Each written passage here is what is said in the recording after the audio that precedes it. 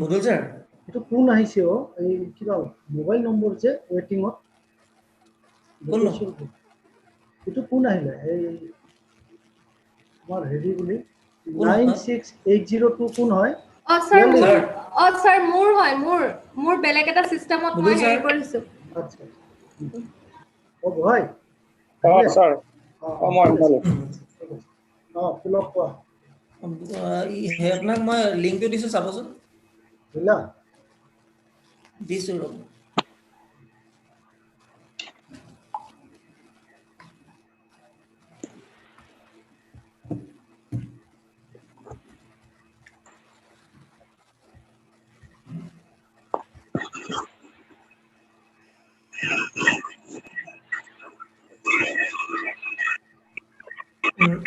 নাম্বাৰটো কোন জানে নেকি নাম্বাৰটো মোৰে হয় বেলেগ এটা সিস্টেম পৰা মই লগইন কৰি থৈছো শুনিছা তুমি দুটা ফোন একেলগে ৰাখিলে কিন্তু দিগদাৰি কৰিব নহয় স্যাৰ এইটো ল্যাপটপ হয় ফোন নহয় তুমি খালি দুইটা হেৰি কিটা অফ কৰি ৰাখিবা সাউন্ড মই ইউটিউব যদি খোলা ইউটিউবৰ লিংকটো অফ কৰি ৰাখিবা নালাগে অলপ আহি গৈছে অলপ ঠিক আছে আহিছে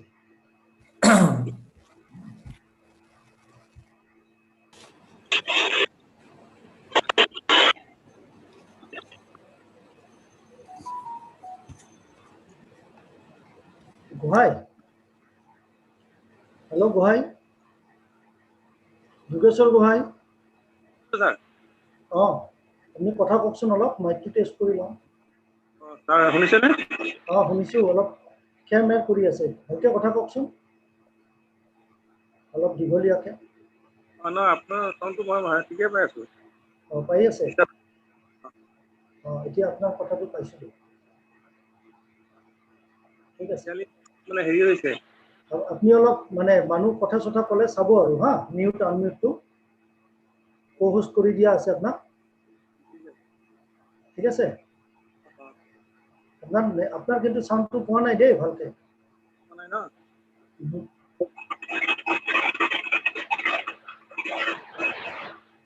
স্যার ইয়ারফোন লগাই লওক নেকি হ্যাঁ গুহাই স্যার ইয়ারফোন লগাই লওক নেকি ইয়ারফোন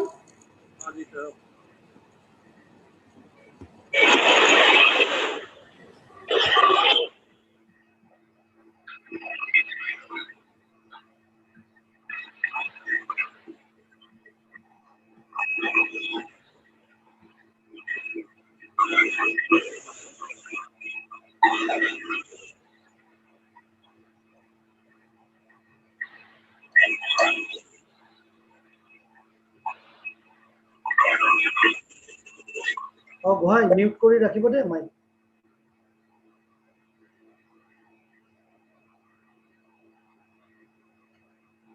ইয়ালি তনুশ্ৰী বাইদেউক মাতিলা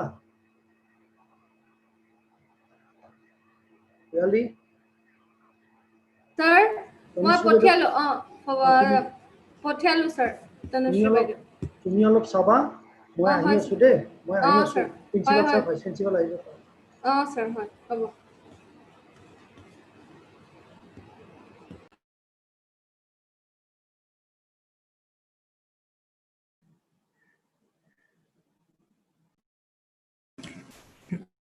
পিয়ালি কোৱা শুনিছো তুমি ফিডবেক ফৰ্মটো চাগে ইয়াতে দিবা ক'ত দিম তুমি কোৱা তুমিহে ক'ব পাৰিবা ঠিক আছে গ্ৰুপত দিবলৈ মই বনাইহে লৈছো দেই তুমি এইটো হেণ্ডেল কৰা মই ফিডবেক ফৰ্ম বনোৱাই নাছিলে এতিয়া দেখিছোহে পতককে বনাই লৈছো ঠিক আছে বনোৱা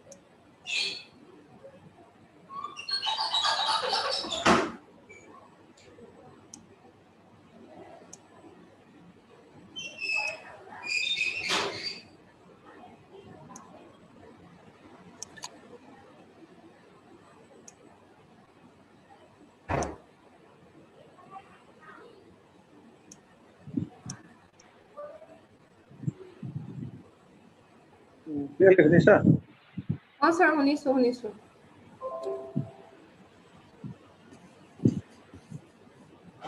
শুনিছো খালি স্যার এতিয়া আপোনাৰ চেহাৰাটো অহা নাই মই গম পাইছো ভিডিঅ'টো হেৰি হৈ আছে ঠিক আছে এতিয়া ঠিকে আছে তোমাৰ খালি লাইটটো বেছি আহিছে মোৰ লাইটটো বেছি নেকি অফ কৰি দিওঁ ঠিকে আছে এতিয়া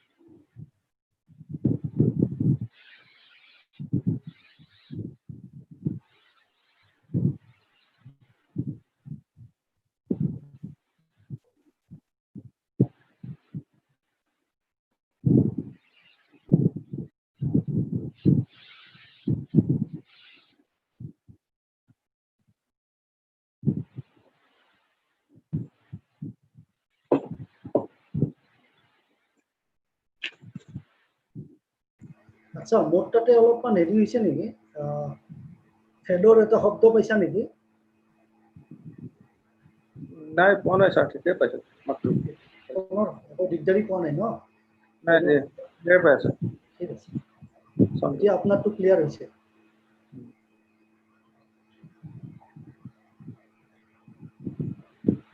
তনুশ্ৰী বাইদেউ অহা নাই নেকি মই নাই নেকি sir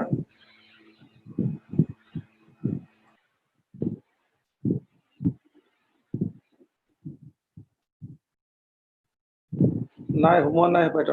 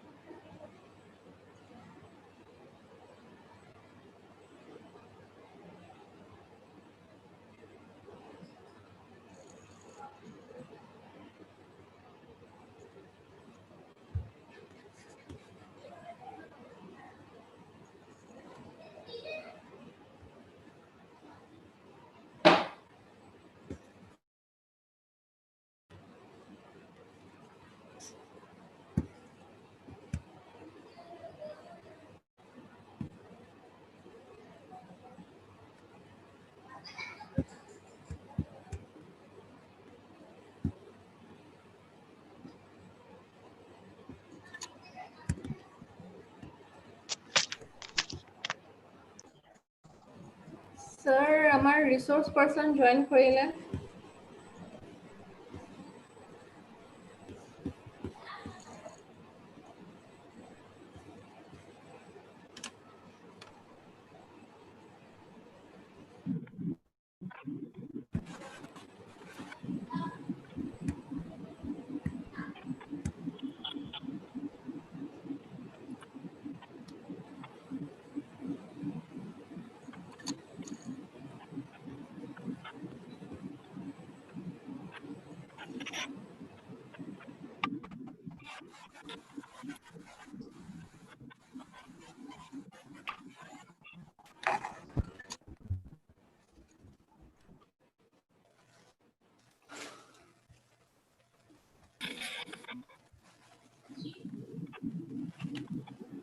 Vikas sir, welcome. Am I audible? Hello? Audible, sir. Yeah, you are audible. Yeah, yes, sir, you are Okay. audible. You are audible.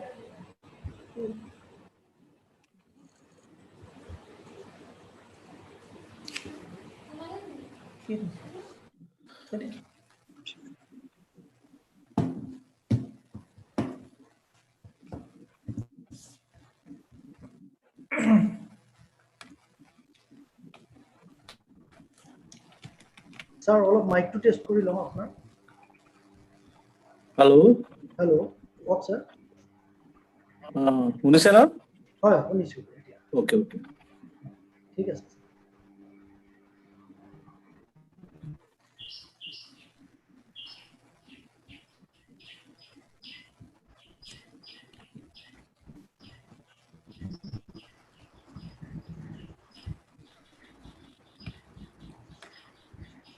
Piyali Yes, sir. Admin বুলি কোনোবা সোমাইছে এডমিন কোন হয় Okay, sir, admin phone হয় Tanushree ma'am niki? Hello' Hello. মাতটো অহা নাই মাতটো অহা নাই হেল্ল' মোৰ মাতটো শুনিছে sir? তোমাৰ শুনিছোঁ এডমিন বুলি কোনোবা কৈ আছে মাতটো শুনা নাই চেট বক্সত লিখি দিলে আমি অলপ শুনিছে sir. চেট বক্সত লিখি দিয়কচোন কোন হয় এডমিন Tanushree.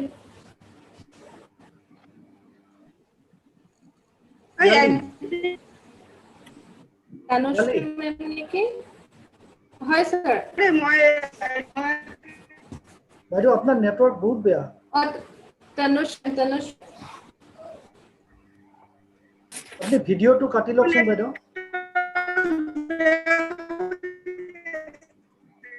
নাই আপোনাৰ কথা শুনা নাই আকৌ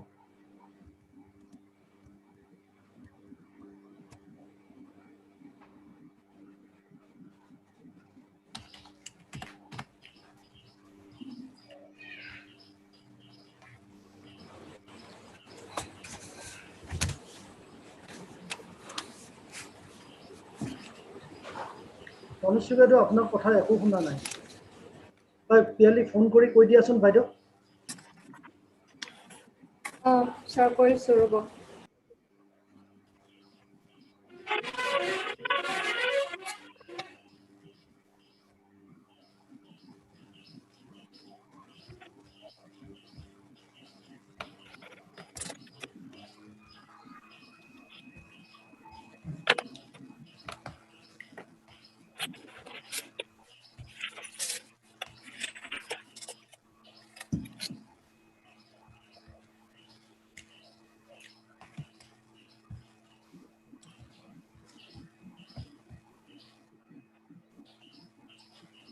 Principal sir is coming.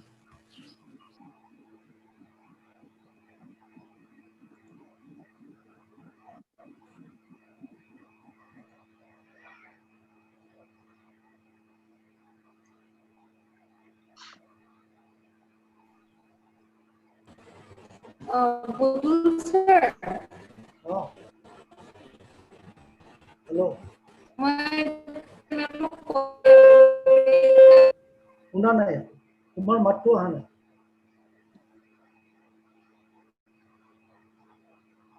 Budul, hello Budul. মই তনুশ্ৰী মেমক Yes, ফোন sir. কৰিলো স্যাৰ Yes, sir. মোৰ ভয়েসটো ঠিক আছে? ঠিক আছে, ঠিক আছে। ক্লিয়াৰ। পিয়ালিৰ ভয়েস নাই, এটা নেটৱৰ্ক বেয়া আছে যেন পাইছো। হয়, sir. আচ্ছা, এই মোৰ কেমেৰাটো এবাৰ চাই দিয়াচোন, এইটো বহুত আন্ধাৰ আছে নেকি? চাইছো, sir.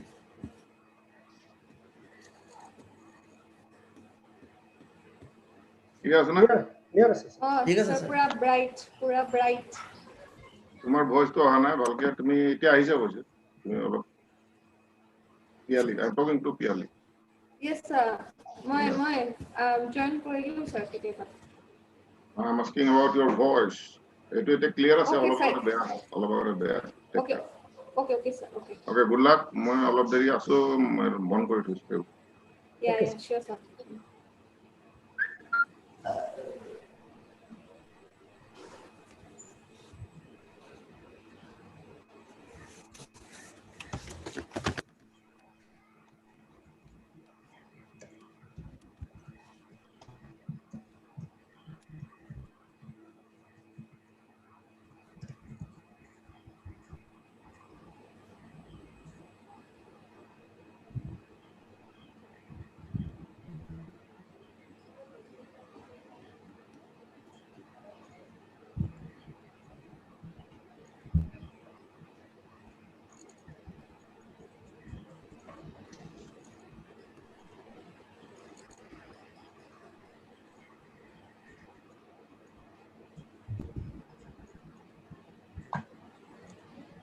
বুদুল স্যার আমি উইমেন্স কলেজৰ হেৰিত দি দিও নেকি লিংকটো কেইটা বাজিলে এতিয়া? এতিয়া 5:53 দি দিয়া। না Women's বোলো, ভাইচ প্ৰিন্সিপাল ছাৰ অহা নাই কিন্তু। দি দিব পাৰে। না বোলো? দি দিব পাৰে স্যাৰ, দি দিব পাৰে। দি দিয়া, দি দিয়া। Women's Okay. কলেজত দি দিয়া। উইমেন্স কলেজত দি দিও লিখি দিবা এতিয়া, do not share to any other group. বোলো, Sir. ইউটিউবটো বন্ধ কৰিছো দেই, চলি আছে, 7জন জইন কৰিব। কেনেকে জইন কৰিলে, ক'ত পালে লিংক, মই বুজিয়ে নাপাওঁ।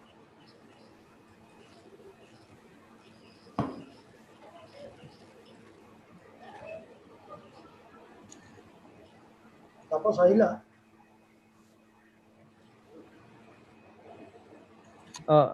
আছো স্যার। yes. তনুশ্ৰী বাইদেউৰ কি হ'ল? তনুশ্ৰী বাইদেউৰ মাতটো পোৱা নাই আমি। স্যাৰ মেমে বেলেগ এটা হেৰি পৰা জয়েন কৰিব বুলি কৈছে, বেলেগ এটা কিবা লিংকৰ পৰা জয়েন কৰিব বুলি কৈছে। এইটো নেটৱৰ্ক মেমৰ প্ৰব্লেম আহিছিল দি আছে বাইদেউ, বুলি ক'লে। আহিছেতো বাইদেউ, আহিছেতো। তনুশ্ৰী বাইদেউ, তনুশ্ৰী বাইদেউ, তনুশ্ৰী বাইদেউ, বাইদেউ জইন কৰিছে। তনুশ্ৰী বাইদেউ, হেল্ল'।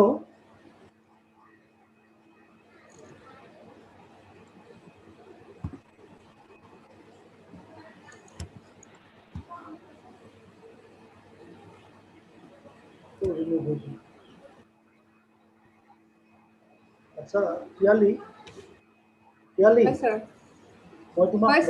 মই তোমাক মেছেজ দিছো হোৱাটছএপত, চাই লওক। স্যাৰ ঠিক আছে।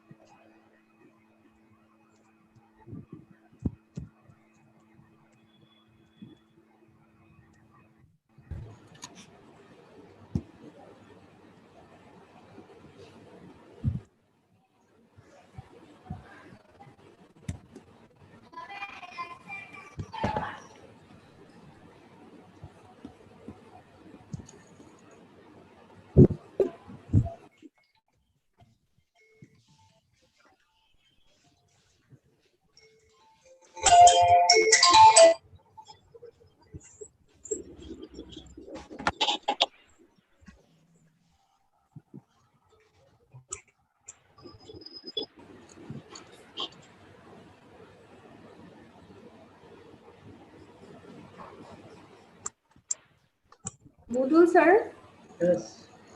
557 হৈছে আমাৰ ষ্টুডেন্টছ বোৰক দি দিও নেকি দি দিয়া আমাৰ ষ্টুডেন্টছ বোৰক দি দিও না ভাইস প্ৰিন্সিপালক এতিয়াও ভাইস প্ৰিন্সিপাল জইন কৰা নাই ফোন এটা কৰি কৈ দিয়াচোন ছাৰক জইন কৰিবলৈ হয় স্যাৰ কৈছো ভাইস প্ৰিন্সিপালক কৈ লোৱা আগত স্যাৰ অনুশ্ৰী বাইদেউ কোৱা আপুনি কথা কওকচোন শুনা না মোকতো কোহজ দিয়া নাই গতিকে মই কিন্তু কন্ট্ৰোল কৰিব পৰা নাই কোহজ দিব এতিয়া আপোনাৰ বাৰে ডিসলিংক হৈ আছে ন আপোনাৰ হা আপুনি ডিসলিংক হৈ আছে বাৰে বাৰে আচ্ছা এতিয়া দি দিলো স্যাৰ মই দিব পৰা নাছিলো এতিয়া দিছো ভিডিওটো হেৰি কৰকচোন তনুশ্ৰী বাইদেউ ভিডিওটো টেষ্ট কৰক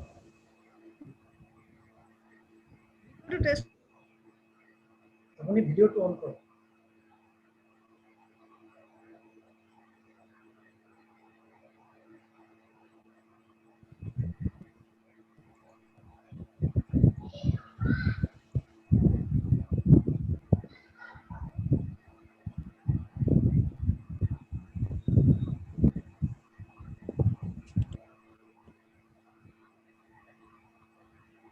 হেল্ল' বুদুল শুনিছা আপুনি ভিডিওটো টেষ্ট কৰি লওক ভিডিওটো অন কৰকচোন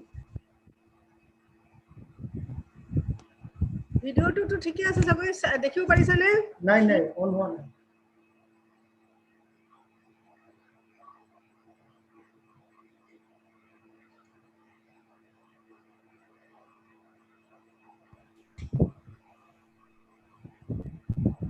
বুদুল স্যাৰ yes মই ভাইস প্ৰিন্সিপাল স্যাৰক ফোন কৰিছিলো এতিয়া জয়েন কৰিব বুলি কৈছে তেওঁ জয়েন কৰাৰ লগে লগে তুমি লিংকটো দি দিবা ষ্টুডেণ্টৰ ঠিক আছে স্যাৰ বুদুল বাইদেউ শুনা না মোৰ নেট কানেকশনটো ইমান বেয়া হৈ আছে না কোনবা তোমালোকো কোনবা এজন ৰেডি থাকিবা ৰে ভোট অফ থ্যাঙ্কসৰ কাৰণে বাই চান্স মোৰ নেট বেয়া হলে তো মই ক'ব নোৱাৰিম না নুশুনিব নহয় কোনো ক'ব নোৱাৰো আজি মই 3টা নেট হেৰি আপোনাৰ ভিডিওটো অন কৰকচোন বাইদেউ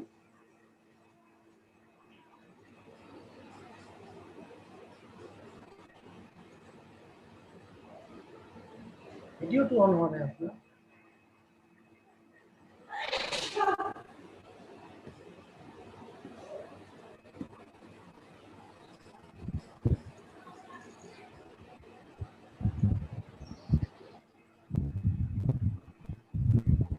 ইয়ালি হয় স্যাৰ তুমি মই মেছেজ দিছিলো পাইছিলা নে পাইছো স্যাৰ কথা পাতিলা এয়া স্যাৰ ট্ৰাই কৰি আছো কথা পাতিবলৈ ৰাইট ইমিডিয়েটলি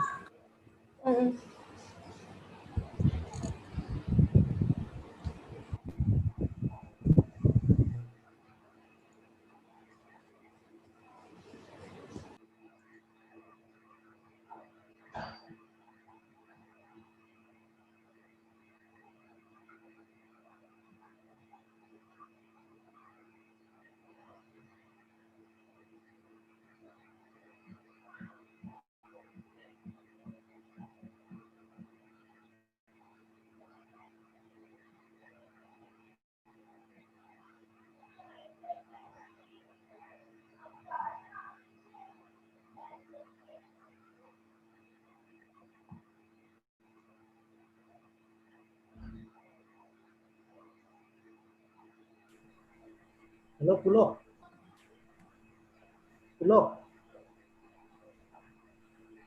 পুলক স্যাৰ শুনি আছো কওক হেৰি পিয়ালি এটা বেলেগ কামত ব্যস্ত হৈছে তুমি এটা কাম কৰাচোন এডুকেশ্যন আৰু ছ'চিয়লজি আৰু আমাৰ ষ্টুডেণ্টক গ্ৰুপত দি দিয়াচোন লিংকটো ঠিক আছে sir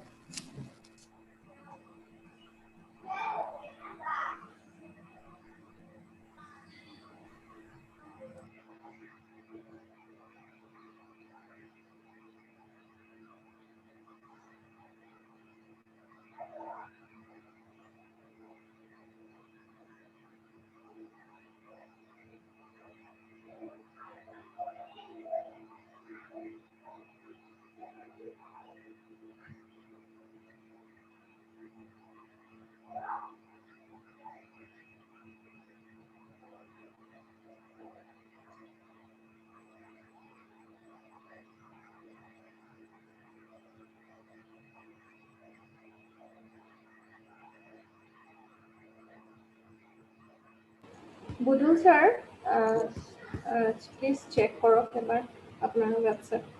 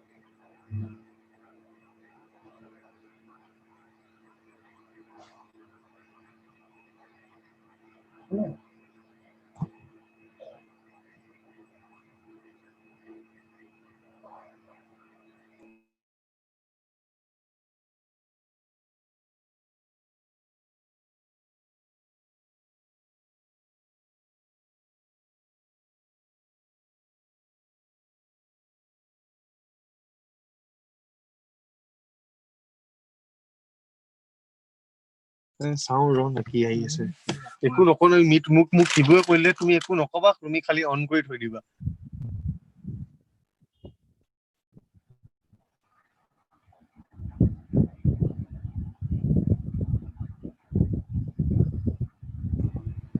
Dulal Barua sir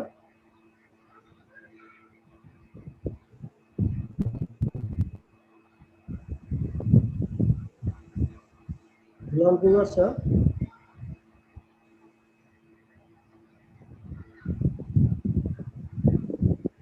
Dulal Barua sir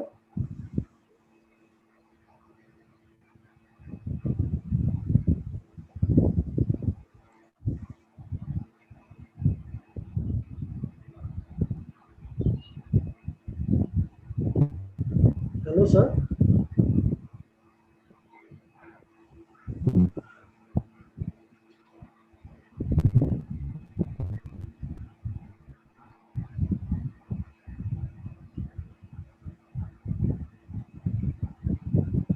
Dulal Barua sir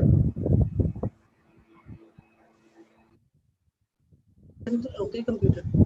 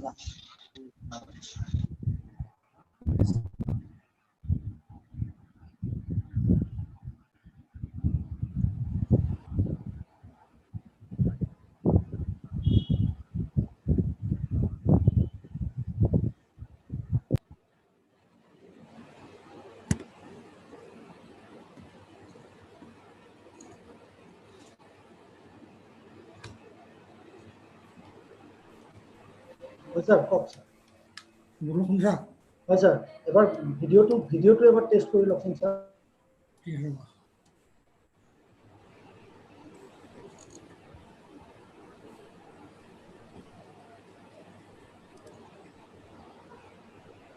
ठीक है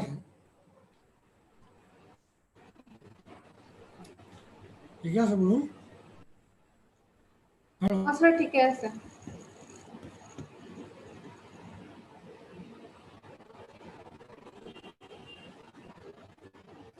পিয়ালি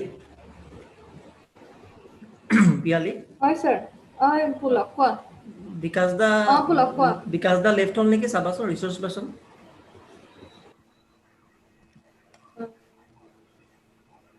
ঠিক আছে Because sir, left from again. Left হৈছে Left was now. জয়েন কৰিব কোৱা এতিয়া বাকি গ্ৰুপত দিলে দিগদাৰ হ'ব নহ'লে জইন কৰিব কোৱা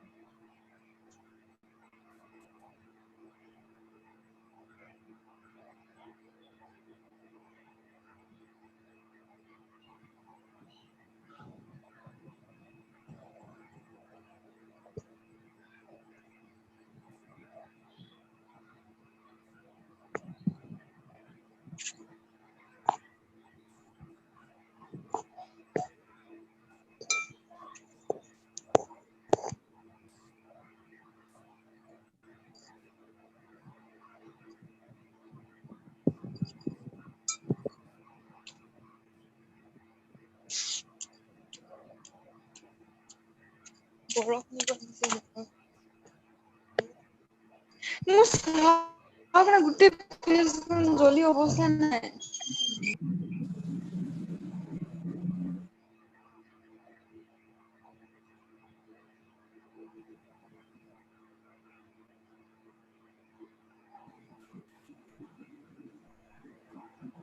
বিকাশ ডেকা স্যার আছে hello Hello?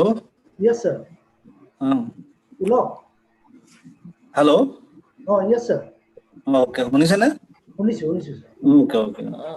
Hello sir left হৈছিলে জয়েন কৰিলে স্যারক পোস্ট কৰি থোৱা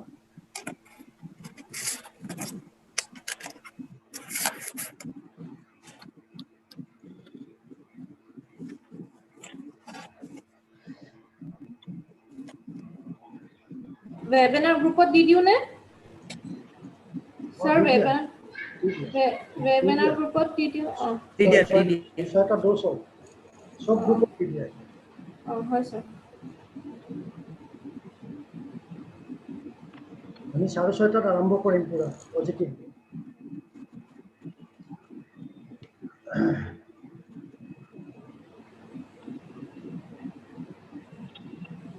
We will start the program 6:30 p.m. positive.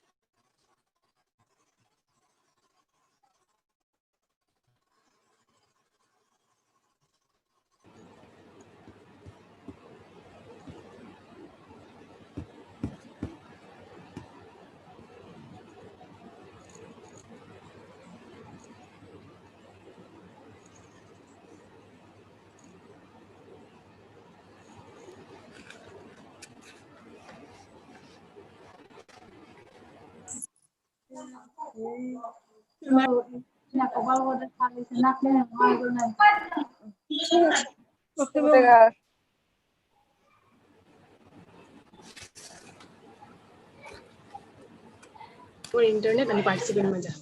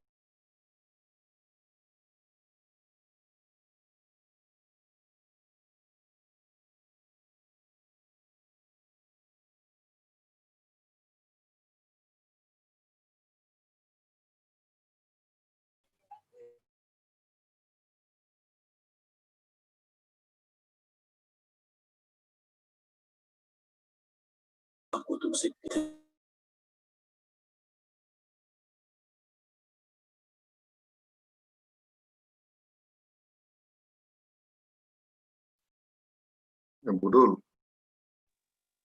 Hello. Hello, sir. Sir. Student participant খিনিক মিউট কৰি দিয়া তেওঁলোকে মানে এটিকেটটো নেজানে আৰু মানে নয়িংলি বা আননয়িংলি তেওঁলোকৰ চাউণ্ডটো আহি আছে তো Yes, sir.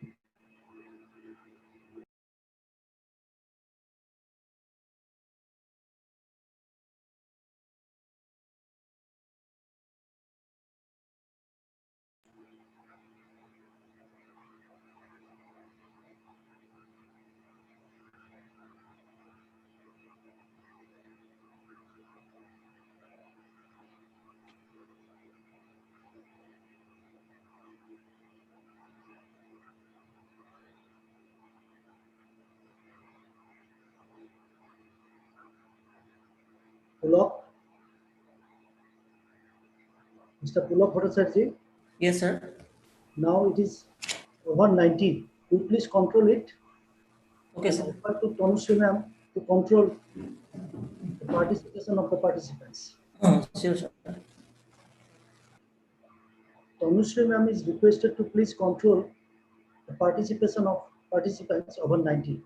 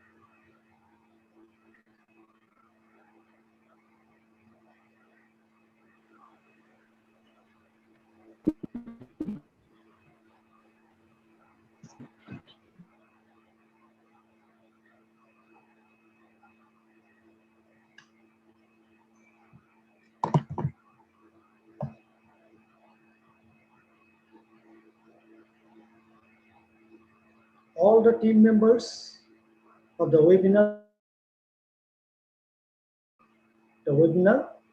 will start the webinar positively at 6:30 p.m. Thank you.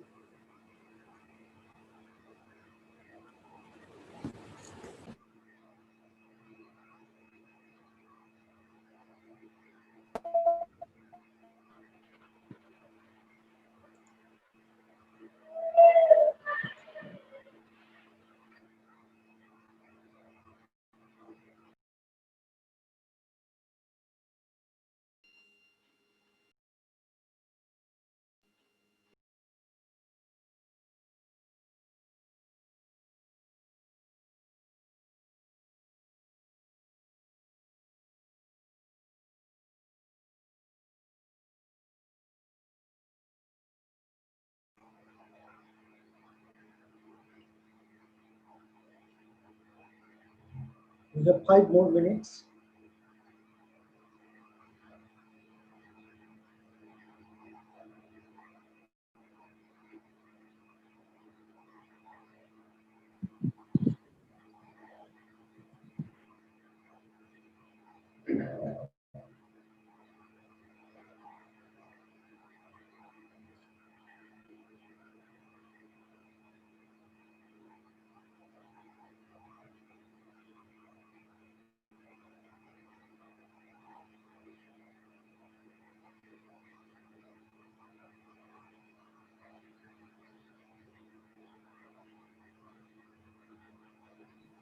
Is Priyali Dasgupta, are you ready? Yes, sir, I'm ready. I'm ready, sir. Respected Vikas Dekar, sir. Sir, are you ready, sir?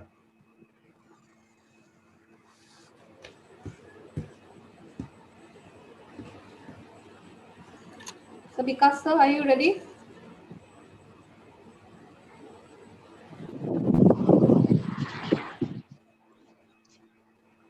গলে এতিয়া মানুহে Vikas, sir, am I audible to you? এমবিচাৰ আহিখিনি চালে একো কালি এসব বস্তুৱে নাই ছোৱালীজনী phone কৰিলে এমবিচাৰো দেখি পালে এনেকে ফোন মাৰি আছে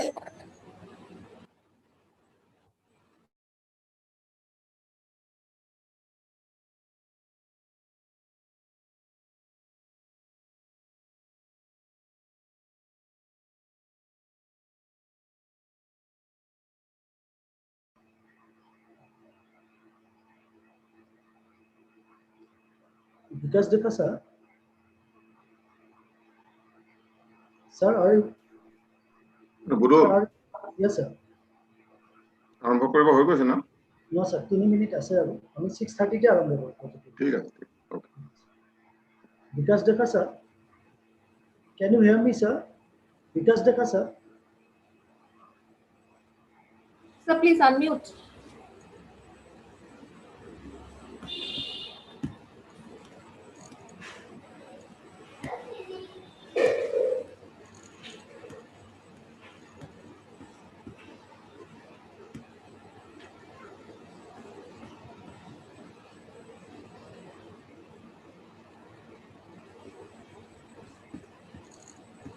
Miss Priyali, please make a call to sir.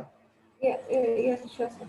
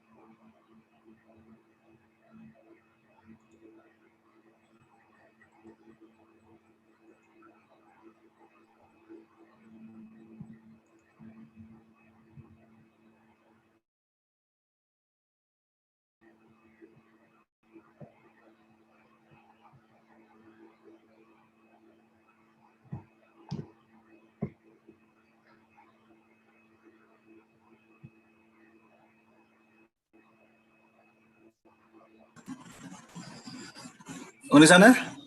হয়, sir. হেল্ল'? হয়, sir. শুনিছোঁ, sir. Okay.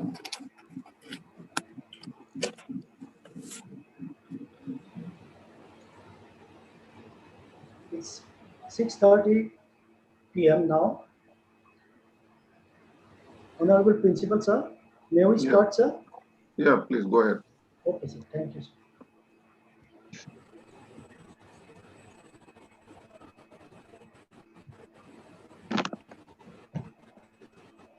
Good evening, everyone present here in this webinar organized by the Department of Sociology in collaboration with the IQAC of Women's College Tinsukia.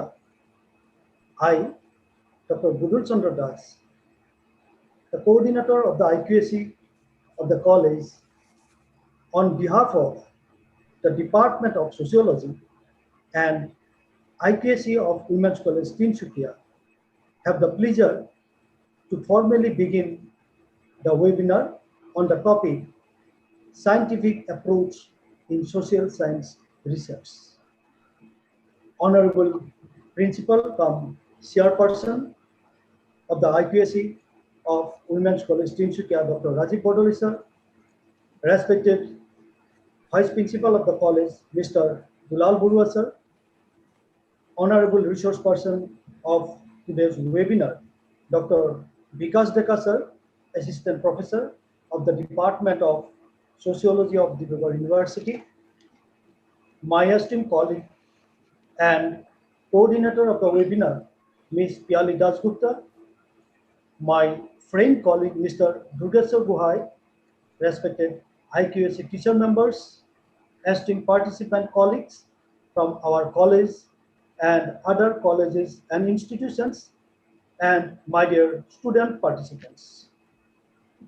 I, on behalf of the Department of Sociology and IQAC of Women's College Tinsukia, welcome you all in this webinar.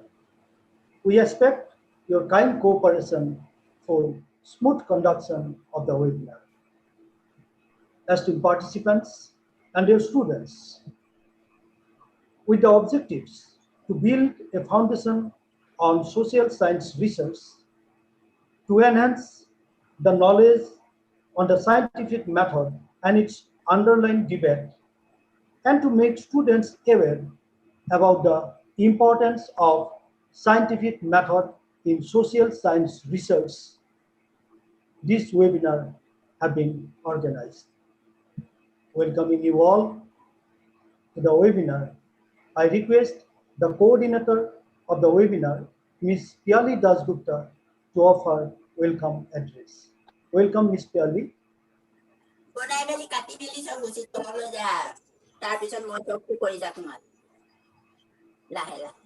Am I audible, sir? Yes, clear.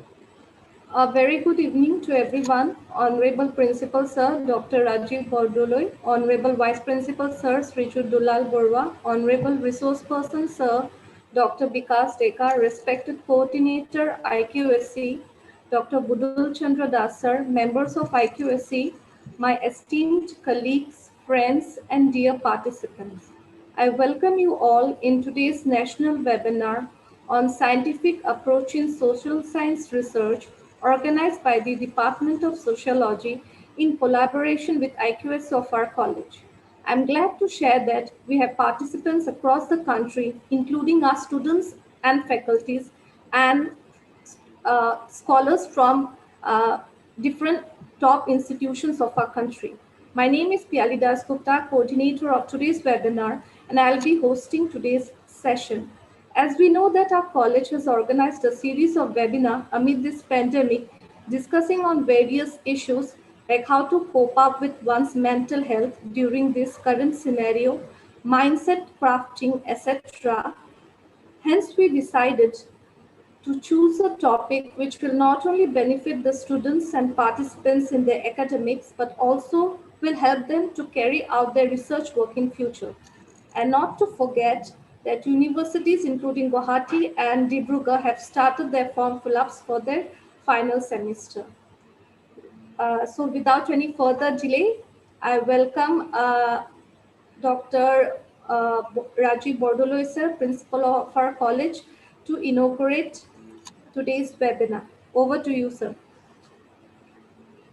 Thank you, Ms. Piali. Guru, can you hear me loud and clear? Yes, sir. Clear, sir. Thank you.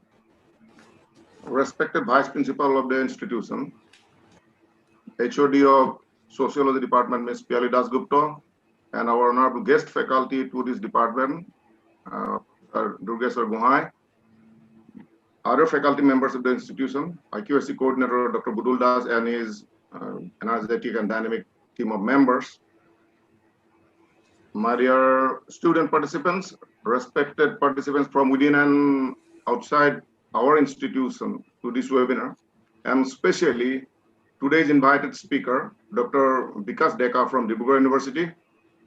A very warm welcome to all of you.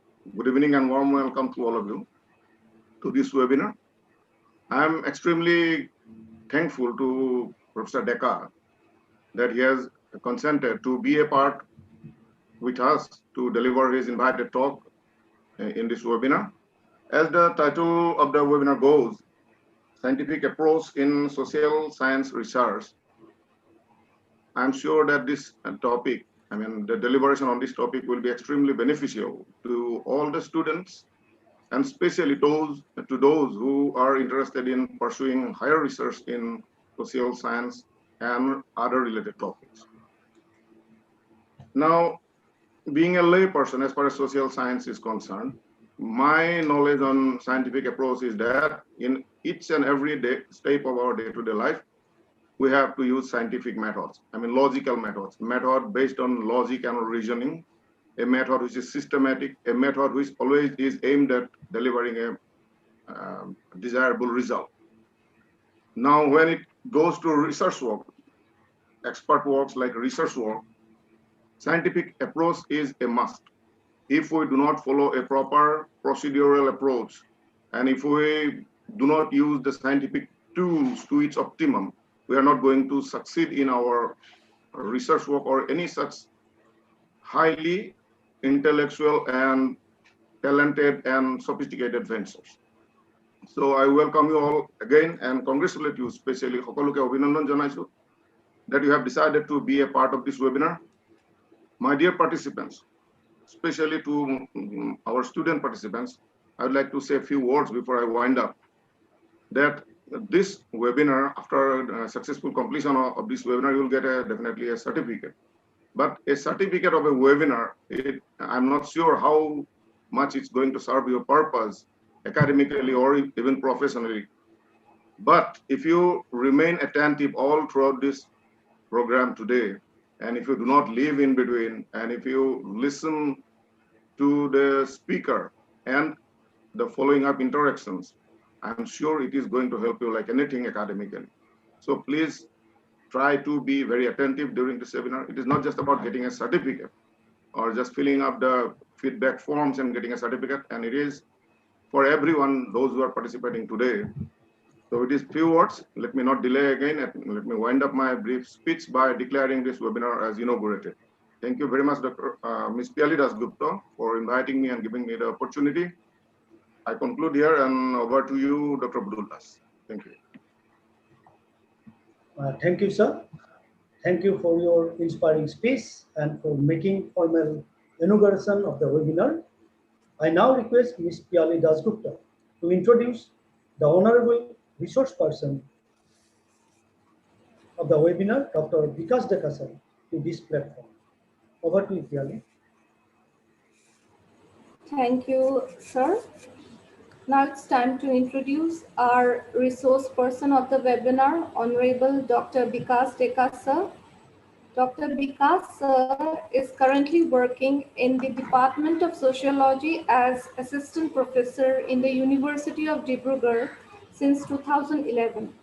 Sir's specialization is in social gerontology. His area of interest includes research methodology, rural sociology, tribe and ethnicity, and social theory. Sir Deka has been engaged with various research projects sponsored by UGC and ICSSR.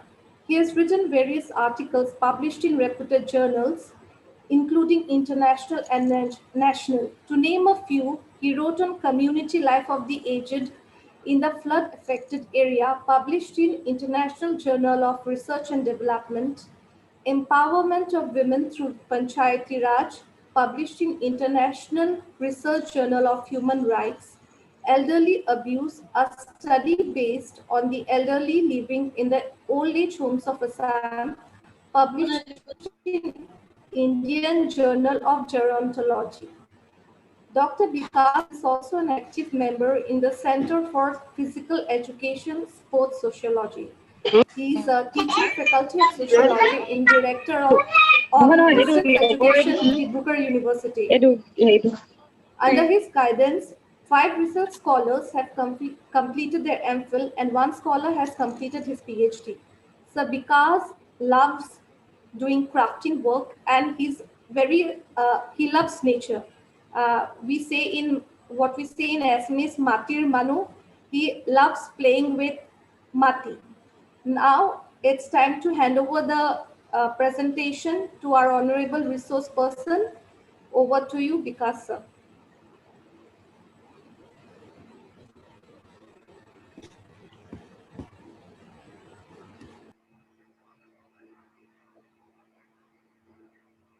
Sir, please unmute. Sir, please unmute. Sir, please unmute. Sir, please unmute. Yes, sir. Yes, sir. Please unmute. No, sir. Hello, am I audible? Yes, sir. Now. Okay. No. So, okay. At the very outset, I would like to offer my sincere gratitude to the organizer of this webinar, the Department of Sociology as well as the IQAC of Tinsukia Women's College. And also I would like to thank the principal and the vice principal of the college because they are giving me a space to share some of my thoughts on this area, especially on the topic that has been chosen for today's webinar. So how much time I will get purely? How much time I will get? Hello? Hello? You have 1.5 hours, sir. Okay. So I have to, whatever I have to say, I have to complete it within 1.5 hours. So I would like to go to the topic of today's webinar. So what I would like to say at the very beginning is that we are living in a very global world because the world is becoming a very small one. It becomes like a global village, and the mass media, the information and communication technology played a very pivotal role. And today, we are saturated with a lot of informations. Everywhere we have informations. If you go to the YouTubes, you will find some informations. If you search Google, you will find some informations. Bloggers, they are producing informations. If you go through books, you will get information and knowledge. If you are going to do a research, you will get information and knowledge. So we are saturated with a lot of informations. And knowledge. But how to evaluate those informations? Because all the informations may not be reliable one. Because we are going to depend on those informations or knowledge which is reliable. If the knowledge or information is not reliable, then the question or the very existence of that knowledge or the very existence of those information or the validity of that information is always questionable. And that's why what we have to do, we must be in a position as we have our education, we are formally educated, we are methodically trained with certain curriculum or with certain syllabuses. So we are trained in such a way that we must be in a position to evaluate which body of knowledge is acceptable, reliable, or which one is not. So, but this is a very difficult task. And for that also we need some kind of training. Without proper training, without methodological training, we will not be in a position to evaluate the informations that have been available in different sources. Because we know that we have a lot of sources, ample sources we have, countless sources we have. But should we rely on those information? Because all of we are engaged in producing some kind of knowledge, some kind of information. If you are writing something in the WhatsApp, or if you are producing something in your YouTube channel, then also you are producing something. You are producing some knowledge, you are producing some information. And that has resulted a lot of problems in our society. Why? Because without having any scientific temperament, without having the empirical experiences. Empirical means the knowledge that is based on observation and experimentation. Without the knowledge that is not based on observation and experimentation, without that means empiricism is not there. Without having empirical knowledge, without having rational thinking, without having logical thinking, if you are going to produce a body of knowledge in the form of WhatsApp informations, in the form of YouTube informations, in blogs, even in form of books, that will create problems for the society. That will always create problems. So, since we are saturated with information, so it's very difficult for us today how to evaluate those knowledge, those informations. If you are in a position to evaluate the informations that this is reliable, this is correct, this is methodologically correct, this is systematic, this is rational, this is logical, only then you can rely on those informations. Otherwise, we know that when we are talking about research, research is what? What is research? In research also, we are producing knowledge. A person is trained in research method.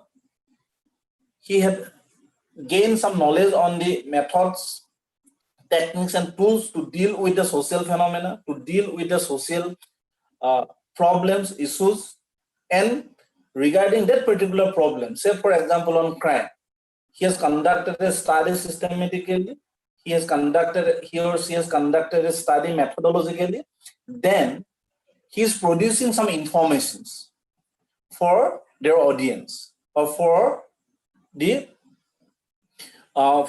learners, for the students. They're producing some informations. So what the researchers are doing, they have their engagement in producing informations. They have their engagement in producing knowledge on it. Similarly, if you go back, the religious leaders, what they are doing, they are also producing knowledge. The theologians, they are also producing knowledge. They are talking about religion, they are talking about different aspects of religion. This is good, this is bad, they're saying a lot. But what they're trying to do, they're producing knowledge. The astrologers, what they are trying to share, they're trying to produce knowledge. Means what? As a member of the society, as a member of this globe, as a member of this world, what we are doing at each and every moment, each and every individual have a kind of engagement in producing a body of information or knowledge. They have the engagement in producing knowledge. And that's why I'm saying at the very beginning that we are saturated with a lot of informations in the global world today, especially due to the role played by the information and communication technology and mass media. So how the knowledge that is produced by the social scientists through social research is different from the body of knowledge that has been produced by the other agencies or by the other agencies of the world. How that knowledge is different. The knowledge that has been produced by theologians, the knowledge that has been produced by the journalist is different from that of the knowledge produced by the social scientists. Why the differences are there? And many times we are talking about producing knowledge. In research, we are using two terms mainly. Sometimes we are using producing knowledge and sometimes we are talking about collecting data. So collection of data and producing of knowledge is different.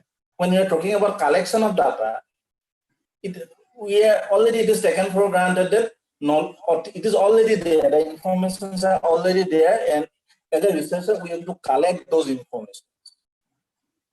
But when we are talking about producing knowledge, producing informations, the researcher as an investigator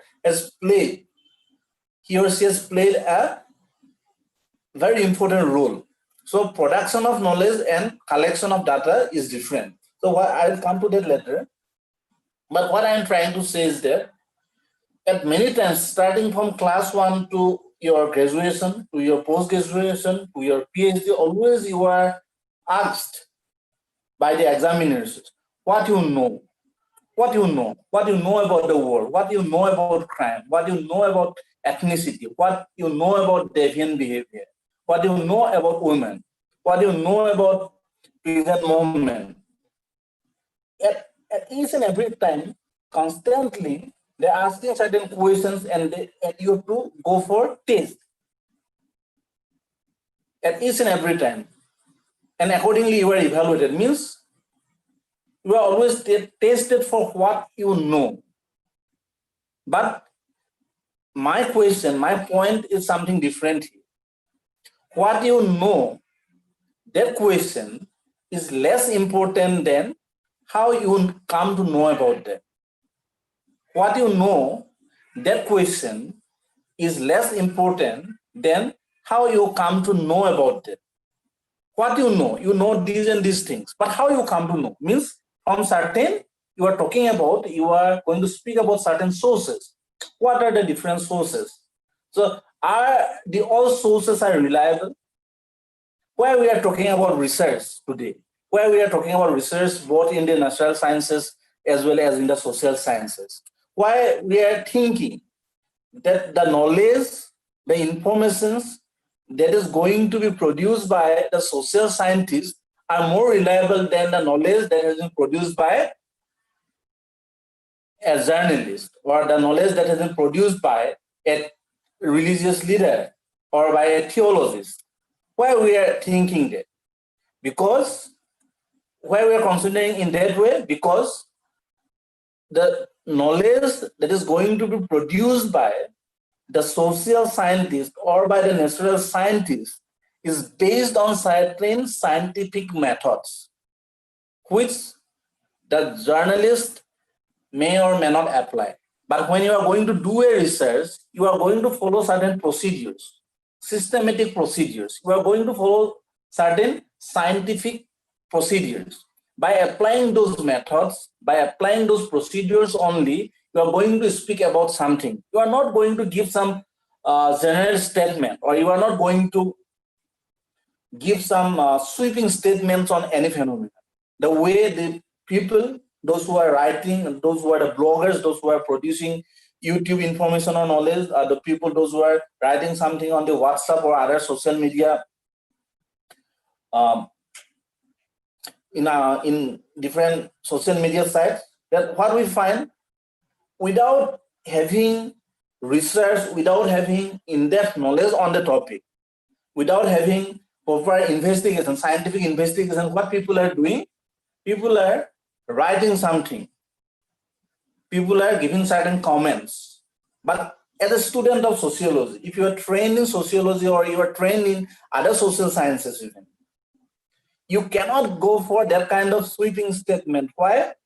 Because that sweeping statement or knowledge may not be based on scientific investigation. So I would like to request all my student friends that if you are going to give some kind of comment in any of the social sites, always think whether your knowledge, your information, or your statement is based on the scientific, empirical, systematic investigation or not.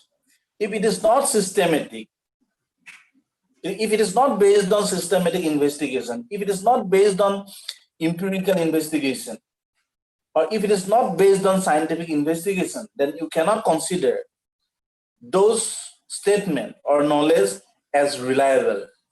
And you must avoid writing those or placing those statements in social media or any social sites. So what I am trying to say here is that what you know, that question is less important than how you come to know about it. So when you will deal with the second question, how you come to know about something, how you come to know about some knowledge, how you come to know about certain informations, means you are going to train yourself to evaluate the knowledge that has been produced by the other scholars or produced by other parties or by other agencies. Say, for example, on crime, if a journalist is going to write something, or a blogger is going to write something on that, and a social scientist is going to write something on that, the writings will be different, because the writings of the social scientist will be considered more scientific. Why? Because the social scientists can do research only when they have their knowledge on scientific methods, techniques, and tools to know about something, to know about some social phenomena. So always remember, what you know, that is less important than how do you come to know about that. So if you will be in a position to give the answer of the second question, that how do you come to know about something, means you're evaluating, you are in a position to evaluate the works of the others. You are in a position to evaluate the other sources. If somebody is saying, a powerful person, an influential person is saying, the Prime Minister is saying, he is saying, no, you are not going to accept everything blindly. Why? Because your thinking, your mind is guided by scientific temperament. Your mind, you are as a student of social science, you are developing you have some kind of training on methodology, and by applying that methods or methodology, you will be in a position to evaluate the knowledge of others. So that is the first point I would like to highlight. And my next question, my next important point is that what we are doing in the name of social research, actually. Why we are considering social research as scientific? Why we are considering it as systematic? As I have already told you, that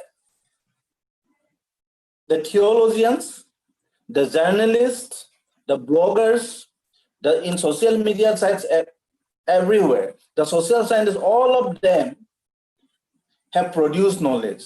And you cannot say that this body of knowledge is correct, reliable, or this body of knowledge is not acceptable, or it is not reliable, it is not valid. Without proper examination, without proper testing, you cannot say that this is good, this is bad. All of them have different approaches, different ways of producing knowledge. If an astronomer is saying something, he has followed certain procedures. If a theologian is speaking something about the life of the people, then he's applying certain procedures. Similarly, the social scientists have also applied certain procedures to produce knowledge. But we are giving a higher status to the body of knowledge that has been produced by the social scientists, because if you are going to do a research, or if you are going to be a social scientist, you will be given a systematic training on methodology, and then only you are going to produce knowledge by applying those method, techniques, and tools. And that's why in many cases what we are doing, the information and knowledge produced by social scientists can be trusted. The knowledge and information produced by the social scientists can be trusted because it is based on scientific methodology. So what I'm trying to say here is that if you are a social researcher, if you want to know about any social phenomena, say for example, if you want to study crime, if you want to study on migration, if you want to study on ethnic conflict, if you want to study on the elderly issues and problems, then many things are there, many different social phenomena, issues, problems are there. So if you are a researcher, and after doing a research on a particular topic, when you are producing a body of knowledge, that knowledge can be trusted, and it is considered as superior knowledge than the other forms of knowledge. Why? Because it is based on scientific methodology. So, what is the conclusion I have from this said discussion, or whatever I have discussed at the beginning, at the introduction, that scientific techniques or scientific methodology or the scientific approach is very crucial, not very crucial, it is essential, most essential for the social science investigation or any research in social sciences. So what is scientific method then? How we are going to apply those how to apply those scientific method in understanding the society, in understanding the social phenomena, because we are going to apply certain scientific methods, and how we are going to apply those scientific methods in understanding the society. 2 points are important here. First, you must have your knowledge on what is scientific investigation or what is scientific methodology, what is scientific method, what is scientific approaches, and then second part is how you are going to, when you have developed knowledge on the scientific method, how you are going to apply the scientific method for understanding or for studying any social phenomena, to understand its reality.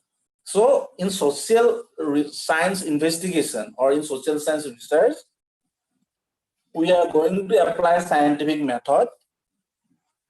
We will have our scientific approach for understanding the social phenomena or any events. But before that, you must have your understanding on what is scientific method, and then only you can proceed to the next part, that how the scientific method can be applied in understanding the society. So what is scientific method, or what is science? What is scientific method? What is scientific approach, or what is science? Again, science has been interpreted in different way by the it can be interpreted from different perspectives. The meaning of science is different for different groups of people, for different schools of thought. They are not same.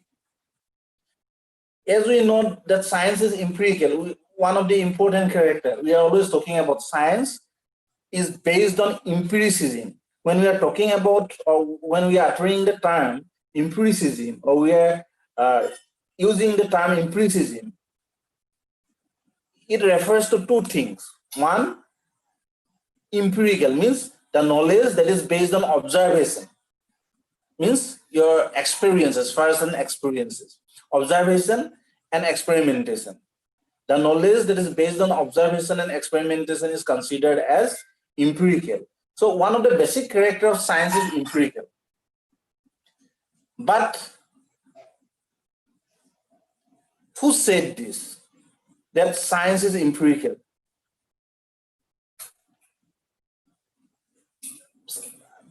I'll come to this point later. Then the second point is, we are always considering science as value-free. Whatever knowledge the scientists have produced, that is free from all kind of prejudices. It is free from the emotions, sentiments, and any kind of existing paradigm. It is free. It is value-free.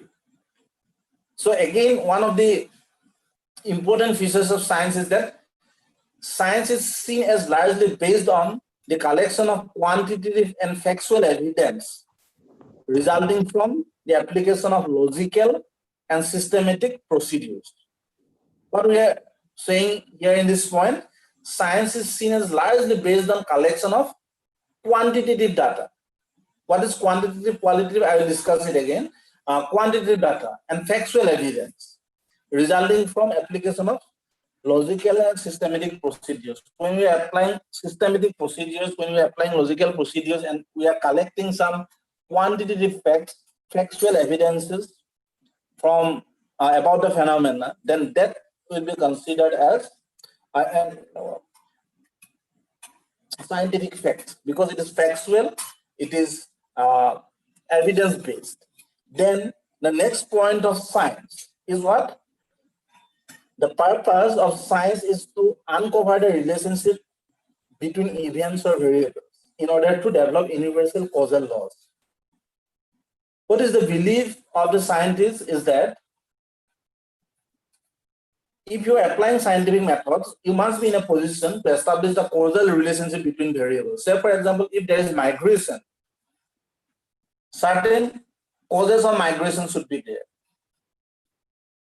Both pull and pull factors may be there. So how one factor, how increase in population may lead to the migration of a section of society, or in migration or out migration, whatever it is. There is a relationship between the two. Increase in population and migration. Population and migration is interrelated. So what they are trying to do, they are always trying to establish the causal relationship between these two events or two variables. So we have, we can highlight so many features, so many characteristics of scientific inquiry or scientific method. But whatever the points I have highlighted regarding science till now, regarding scientific methods till now, that is the viewpoint of the positivist thinkers. Means science has been interpreted in a very different way by different schools of thought from different perspectives. What science means for a positivist is different from that of the interpretivist. What science means for the relativist is different from that of the postmodernist. So, what is science? Regarding that, we must have our knowledge on the philosophy of science actually. Because already I have told you that when you are going to do a social science research, you are going to apply scientific approaches. You are going to apply scientific method. And that's why you must have a knowledge on what is science and what is scientific method. But scientists, but the philosophers of science have viewed science in a very different way. We have knowledge on science, we have understanding on science, but if you go through the ideas or the issues raised by the different philosophers of science, means the philosophers those who are engaged in science, how science is working in producing knowledge, how science, what is the history of science, the philosophers those who have the active engagement in dealing with what is science, they have different views. There is no consensus among them. Views are different. And that's why, what is the view of the positivist? You will find one group or one school, they are known as the positivist thinkers. And their understanding of science is different from that of the relativists. Their understanding of science is different from that of the postmodernists. Science has been interpreted in a very different way. So when I'm talking about the science is empirical, means what? It assumes that objective knowledge can be gained from direct experience or observation. Things that are invisible or theoretical are rejected as subject of scientific investigation, because invisible or theoretical are rejected from scientific investigation. So when we are talking about empiricality or when we are talking about empiricism, that point has been highlighted by the positivist. This is the point highlighted by the positivist thinker. They're saying that science is empirical, means you can consider that body of knowledge as science or scientific knowledge, which is based on observation and experimentation, or it is evidence-based. The things that are theoretical or the things that are invisible is not a scientific body of knowledge. This is not a scientific body of knowledge for a positivist. Similarly, when you are a scientist or when you are talking about scientific knowledge, both the scientist and the scientific knowledge is always value free. Means you are free from, as a scientist, you are free from all kind of prejudices, all kind of emotions and sentiments, and whatever is happening in reality, that is you are going to portray, or that is you are going to explain. Similarly, when you are talking about the scientific knowledge from the positive point of view, again, as I have already the empirical evidences, as well as the knowledge that is empirical evidences, and they are talking about always causal relationship between variables. Causal relationship between variables means this particular phenomenon is happening due to these and these reasons. Why a child is becoming criminal, why a child is becoming deviant, several forces and factors are there. Maybe due to poor education, due to background, or due to some other reasons. So how those factors are linked with each other, how one factor is responsible for the other. A positivist view of science, or a positivist understanding on science. But the philosophers of science are becoming critical. A section of philosophers of science, they are becoming critical on the positivist understanding on science.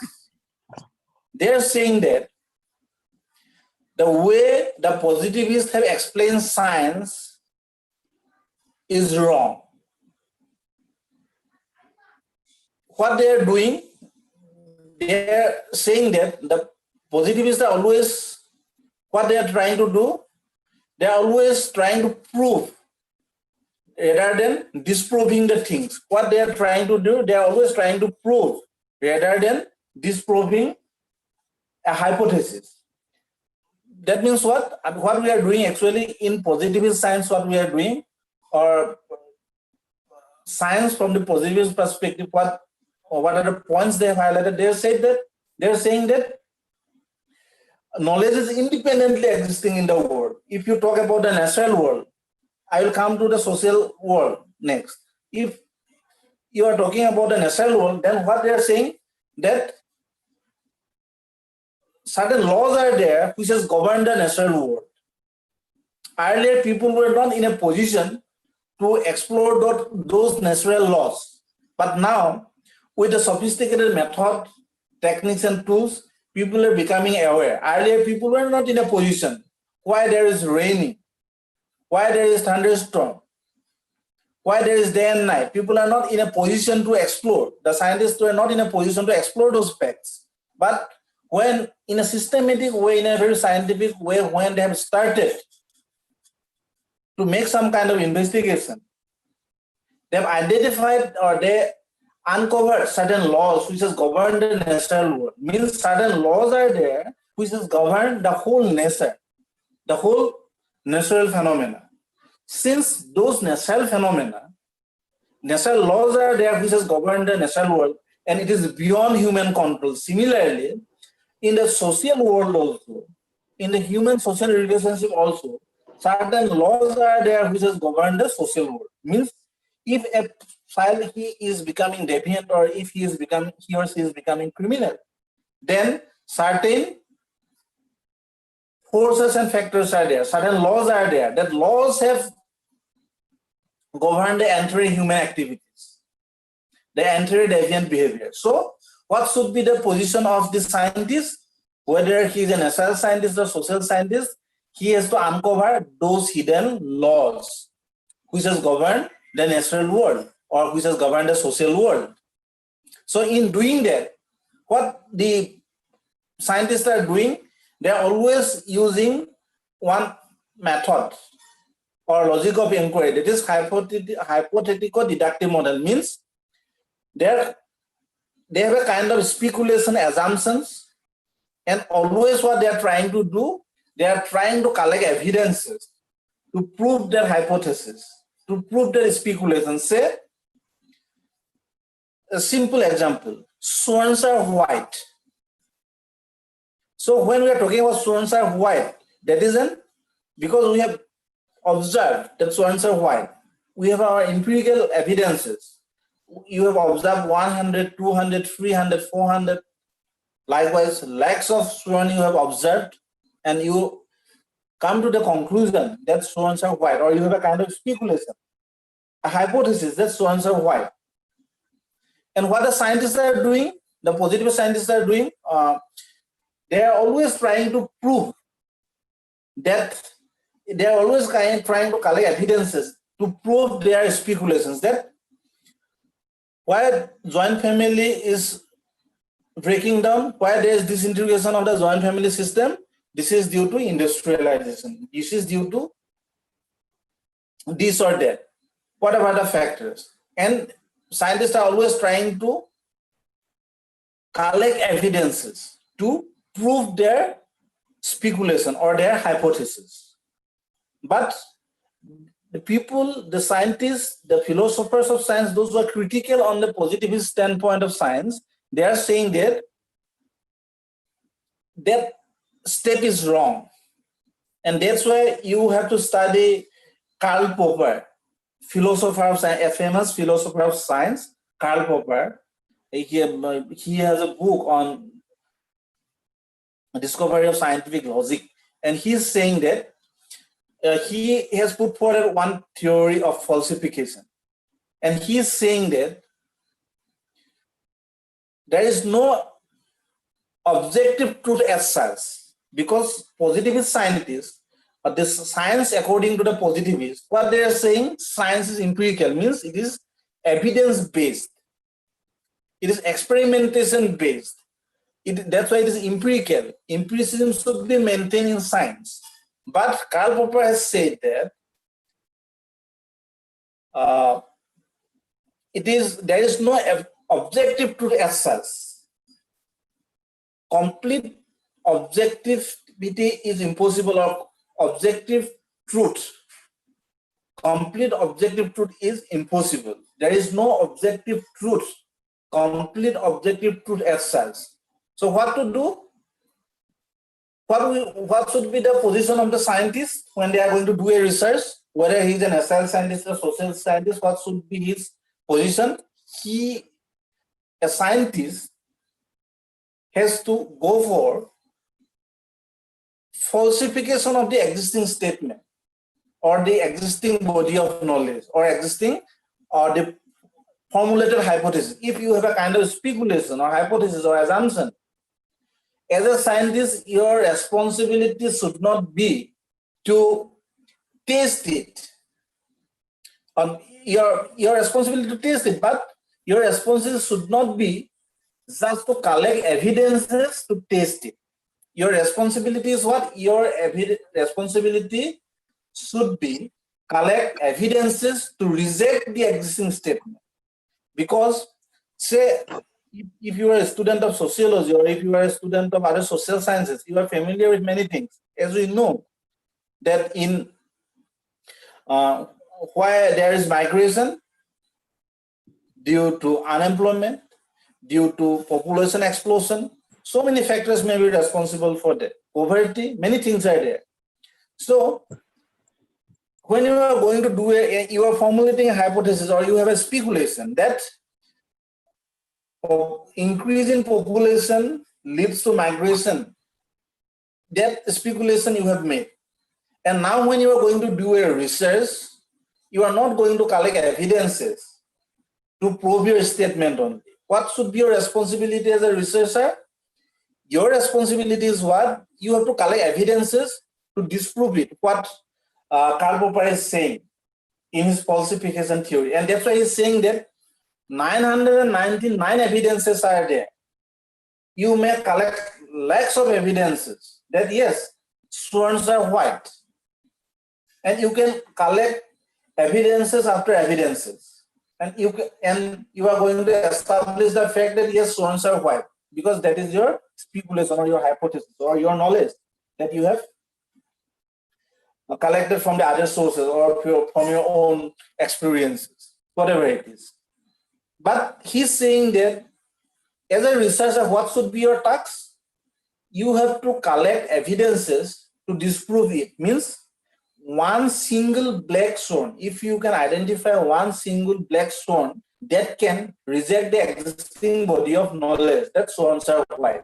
So 999 evidences you have to establish a fact, but one single evidence can reject it.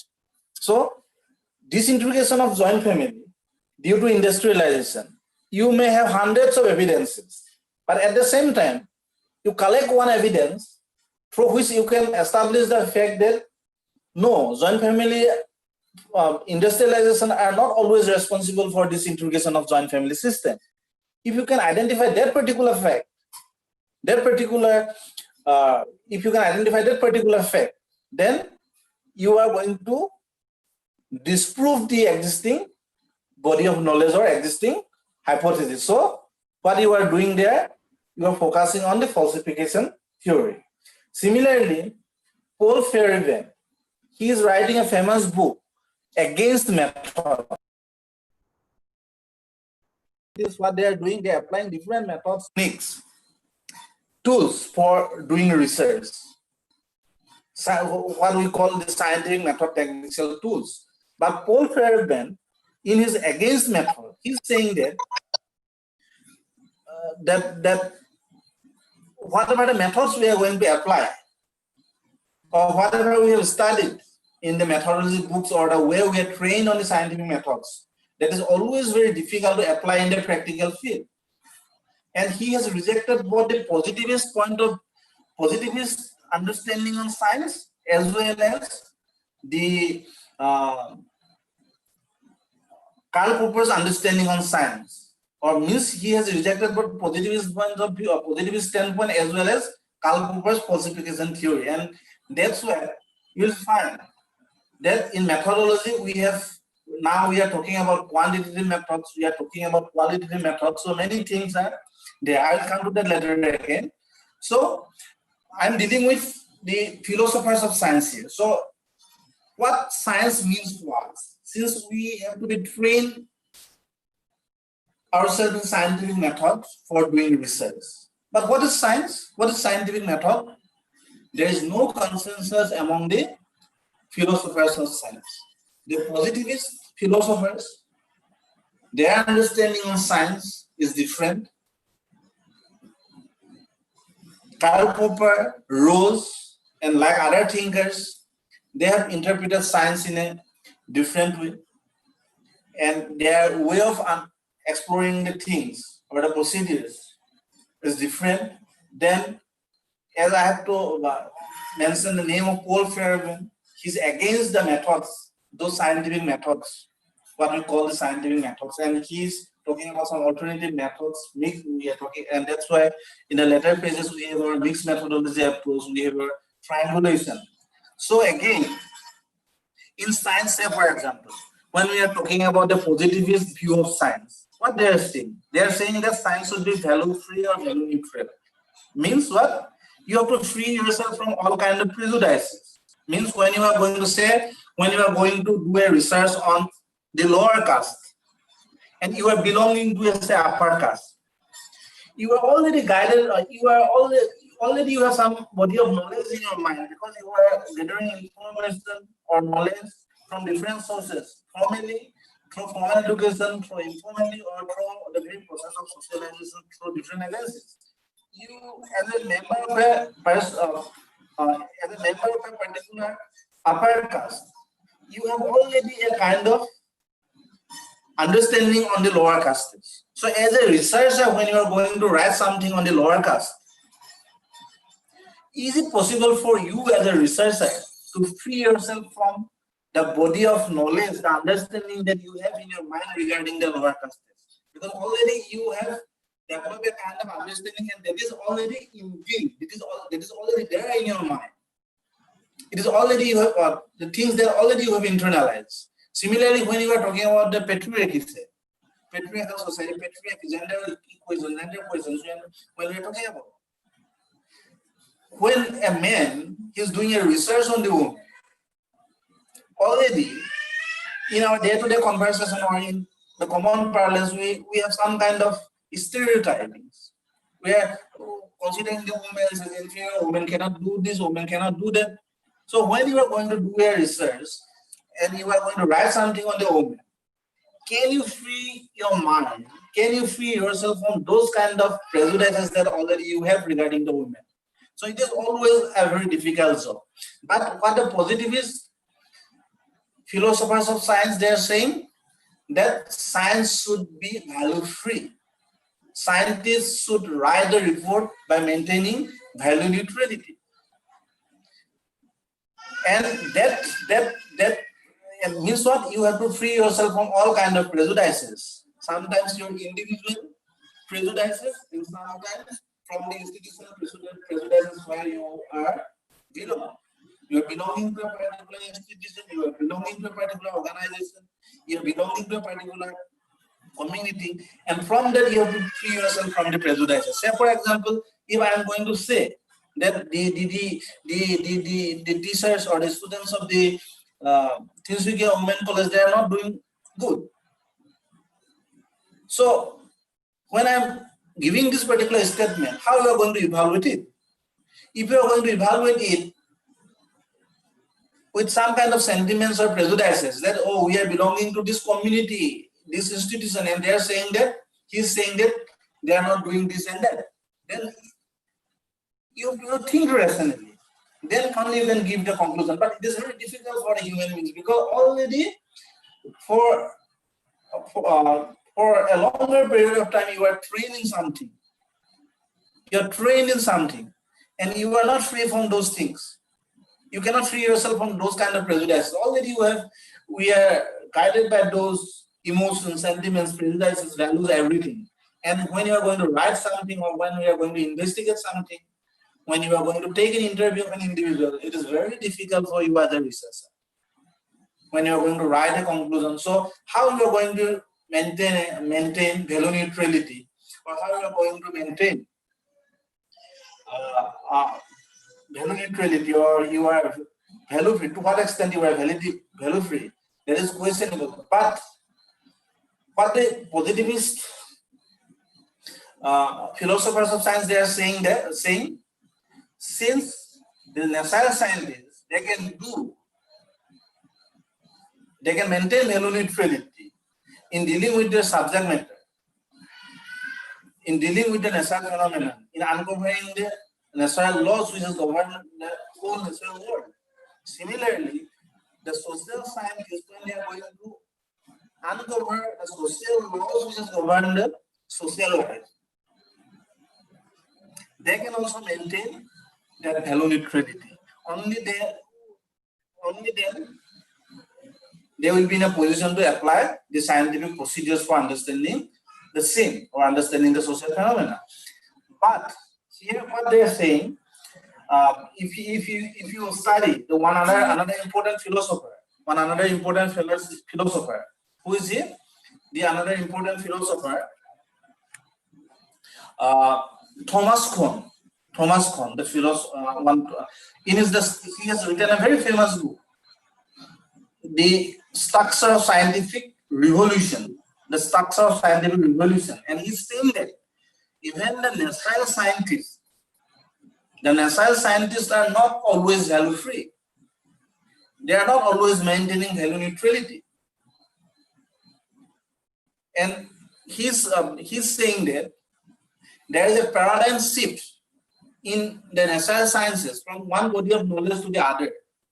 That means what? He's saying that, say for example, in his book, he has very clearly mentioned, he has very clearly highlighted that at the very beginning, when there was a domination of the theologian scientists or theologists,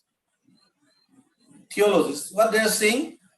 They are saying that the earth is the center of the universe. The earth is the center of the universe, and the sun and the other stars, they're moving around the earth. So earth is the center of the universe.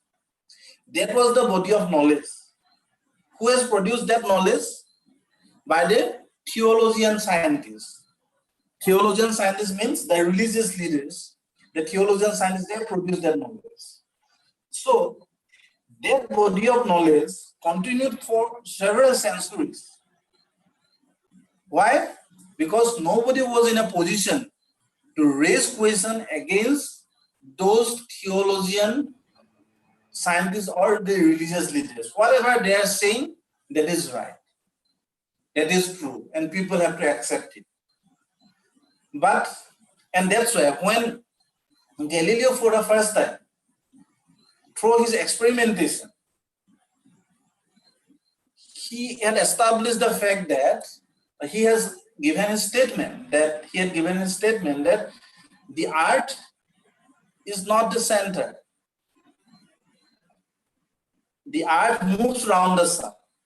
And for that particular statement, for that particular comment, Galileo was given imprisonment.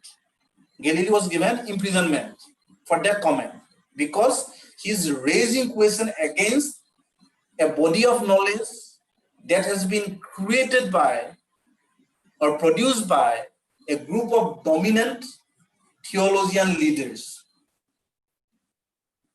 So he was given imprisonment. So what is paradigm I'm talking about here?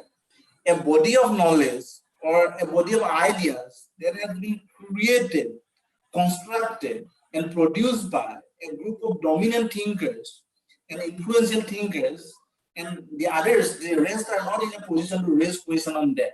So it creates a paradigm. So that was the paradigm idea, that the sun, earth is the center, and sun and other stars, they are moving around the earth. But when Galileo started that, raised that question, although he was given imprisonment, following Galileo, some other people have collected evidences, and the standpoint of Galileo was proved right. And the sun, the earth moves around the sun, that was established. So automatically, the earlier body of knowledge, the earlier paradigm, that was rejected, and a new body of knowledge that came into exist. Similarly, we have Newtonian paradigm because Newton has developed certain laws, and a group of people, they have the engagement with the Newtonian laws, Newtonian theories, and they are working on with Newton. So that is Newtonian paradigm. And then we have Einstein. Einstein has produced a body of knowledge. That is, and he has rejected some of the laws that has been put forward by Newton. So science is not always linear. Science is not always cumulative, that it is based on the earlier body of knowledge, then it is developing, It is not like that. There is abrupt changes in the very development of the scientific knowledge. That is what we are considering, Thomas Kuhn is considering as paradigm or paradigm shift. So when you are working under a particular paradigm, you are not free. Say you are working under a Newtonian paradigm. As a scientist, you are not free. Why you are not free? Because your knowledge, your thinking, everything is guided by, you are always influenced by Newton. So you are not free-minded. Somehow you are influenced with the ideas of Newton. And if Newton proves wrong tomorrow, your works, everything will be wrong. It will be proved wrong. So when we are working under a particular paradigm, we are not always value free. So in social science, what we can say for example, we have Marxian paradigm. We have a group of people, we have, in sociology, we have structural functionalism, Marxism.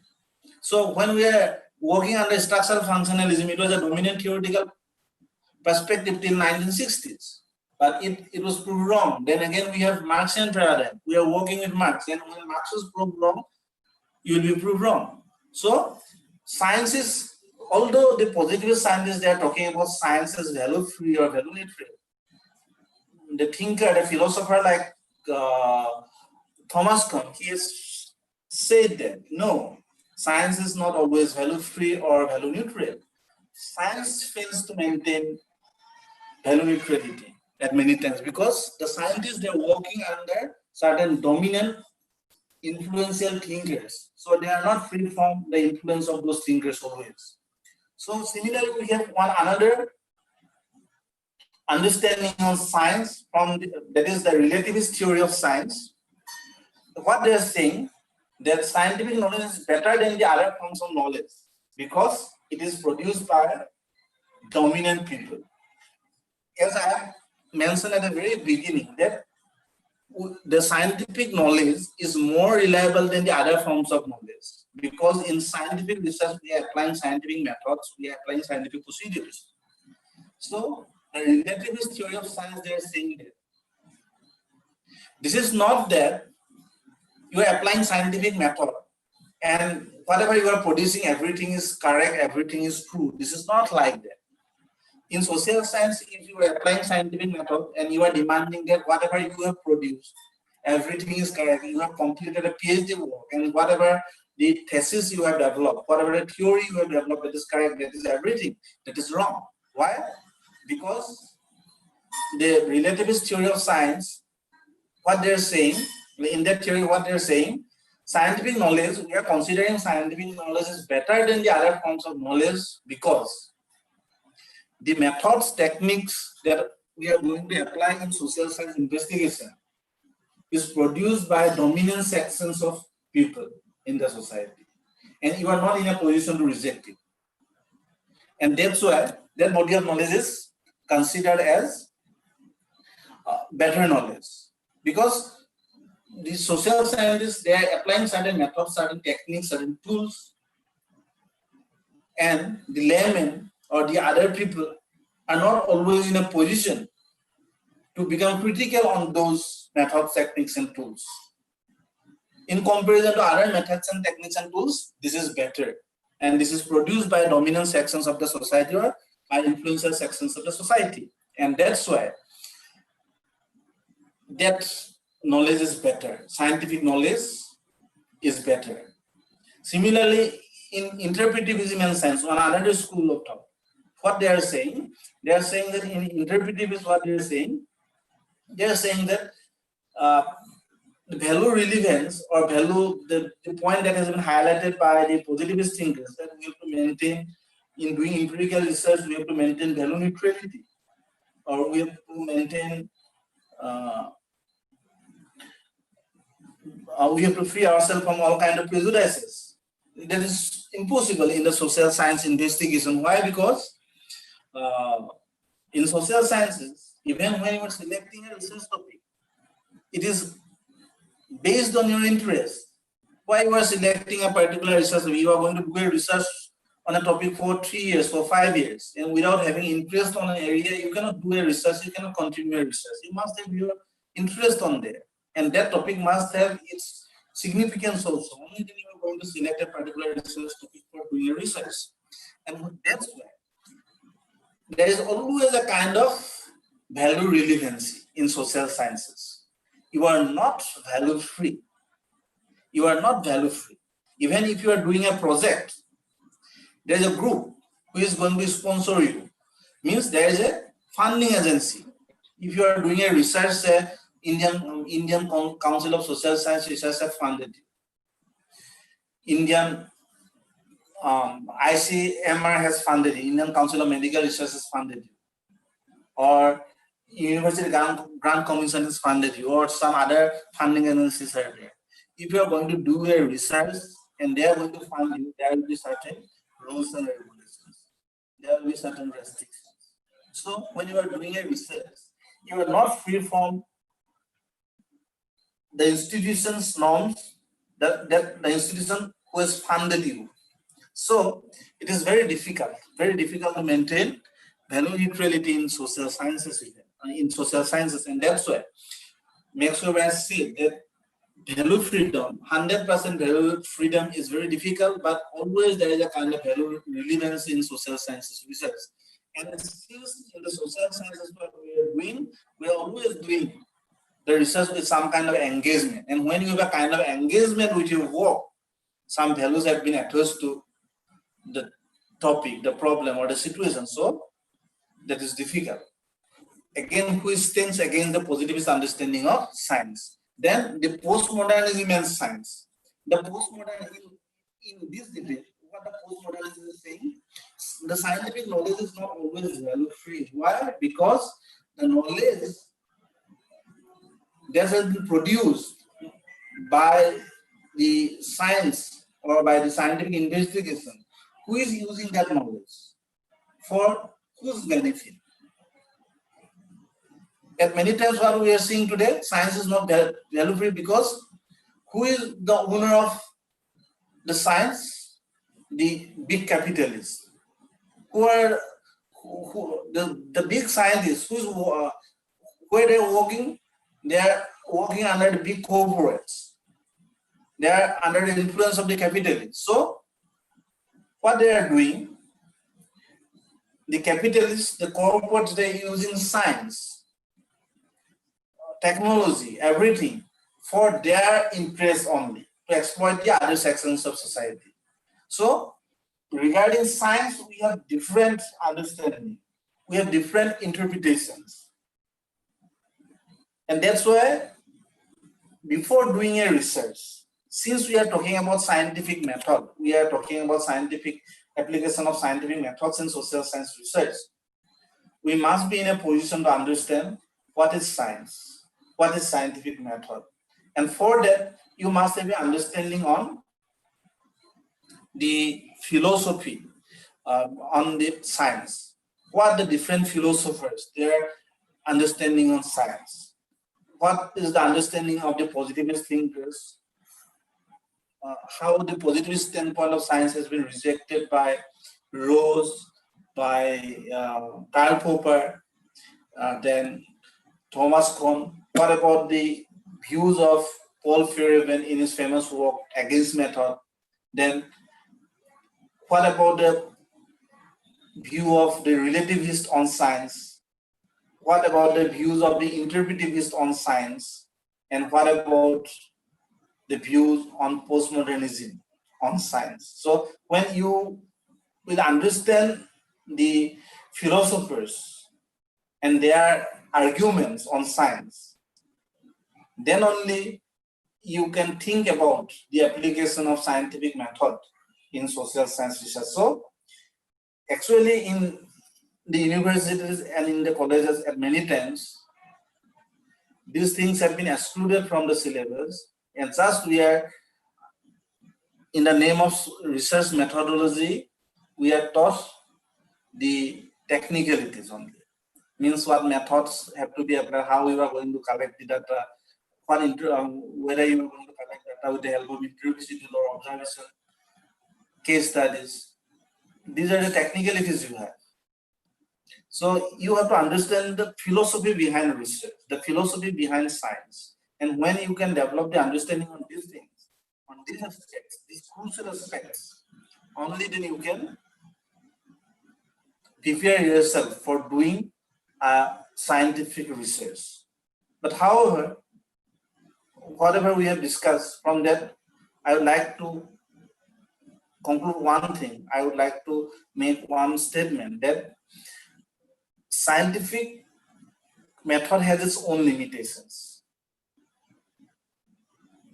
But in spite of that, we in social science research, we are applying science as a method. Because the knowledge that has been produced with the application of scientific methodology or scientific approaches is more reliable than the other ways of knowing about the world. So in research, what we are doing, we are exploring something. This is systematic. We are considering it as empirical. So how the scientific methods you are going to apply? How you are going to apply the scientific process in doing a research? As we know, in doing a research, you have to follow different steps, starting from the selection of the research topic to the report writing process. You have to follow several steps. So when you are going to follow these steps in a very systematic way, starting from the selection of the research topic to formulation of research questions, objectives, then the design of the study, from where you are going to do the research, whom you are going to take the interview, how you are going to collect the data, who will be your respondents, how you are going to collect the data, how you are going to analyze the data. For everything,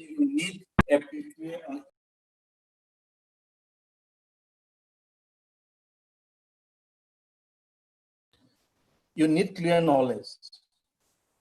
When you have knowledge on these things, these different steps of research, only then you can do a research. So what I would like to say here is that you, in doing a research, you must always be guided by the critical thinking. Critical thinking means you must be in a position to evaluate the works of the others. When you are going to do a review event, you have to evaluate, you must be in a position to evaluate the works of the others. So what we are doing in research, any research topic, you consider any research topic, whatever it is, always we are trying to establish the relationship between three things: data, concepts, and theories.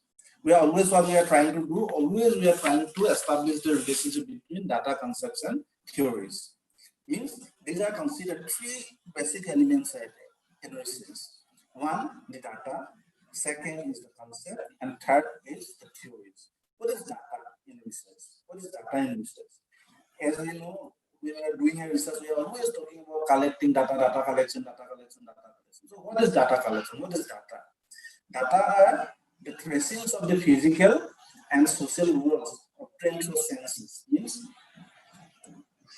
data are the concrete reflections of the social world that can be sensed, which means the data, what we can see, hear, we can taste, touch, or smell. So data have three dimensions again. Data may have its content, data may have its origin, and data may have its form. There is variation in data content. Data may be in the form of thinking. What you think about this particular problem, that is in the form of thinking. So when he is going to reveal, you can hear it, you can sense it, you can write it. And when you are going to write it, that is observable. So data are the concrete reflections of the social world that can be sensed, which means the data, what we can see, hear, taste, touch, or smell. So data can be in the form of thinking, feeling, or behavior. You can observe the behavior of the others so that you can sense. Somebody's feeling, you can explore what you feel about this, what you are thinking about this. If the respondent or the person whom you interpret is going to reveal, you can write it, you can jot it down. So, and variation in origin of data. Data may be of two kinds. One, the researcher is producing, means the researcher is formulating certain questions, he is asking certain questions according to fulfill the objectives of his study, the objectives of his research. So he's asking the respondent certain questions, so respondent is giving the responses. So that will be considered as data. But who has produced it? The researcher himself has produced it, because he's applying certain methods, maybe interviews, maybe case study, maybe a group discussion. He's exploring those facts. He's producing the data.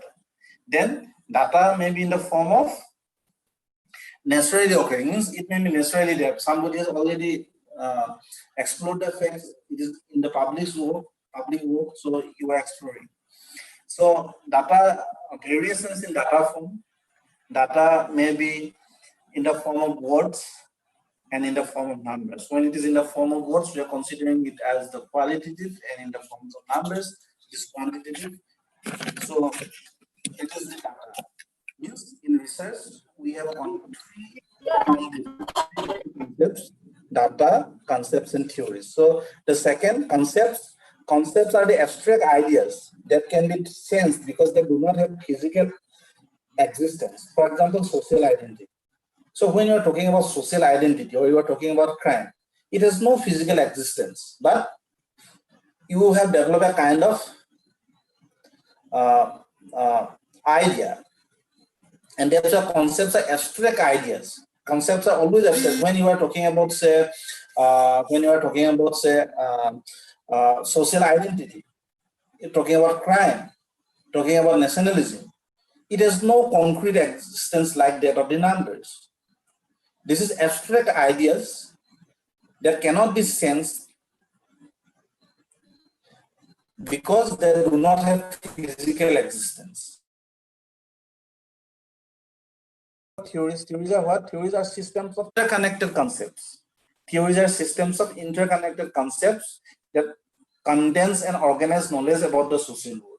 Say, when we are talking about migration, poverty leads to migration.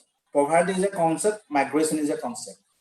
And through that particular statement, we are trying to establish the relationship between poverty and migration. So, theories are systems of interconnected concepts.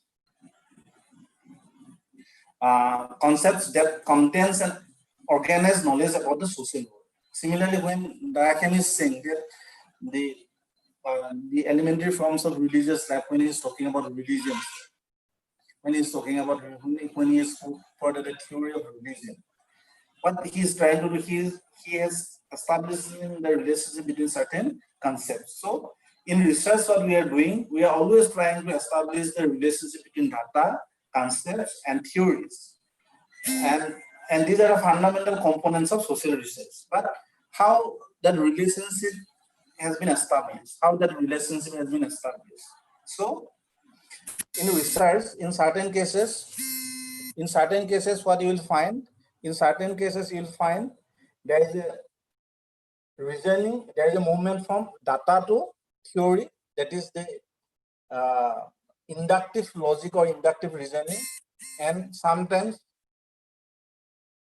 we have relationship between theories, there is a movement from theories to data, and that time we are using the deductive reasoning, means reasoning from a known principle to the unknown.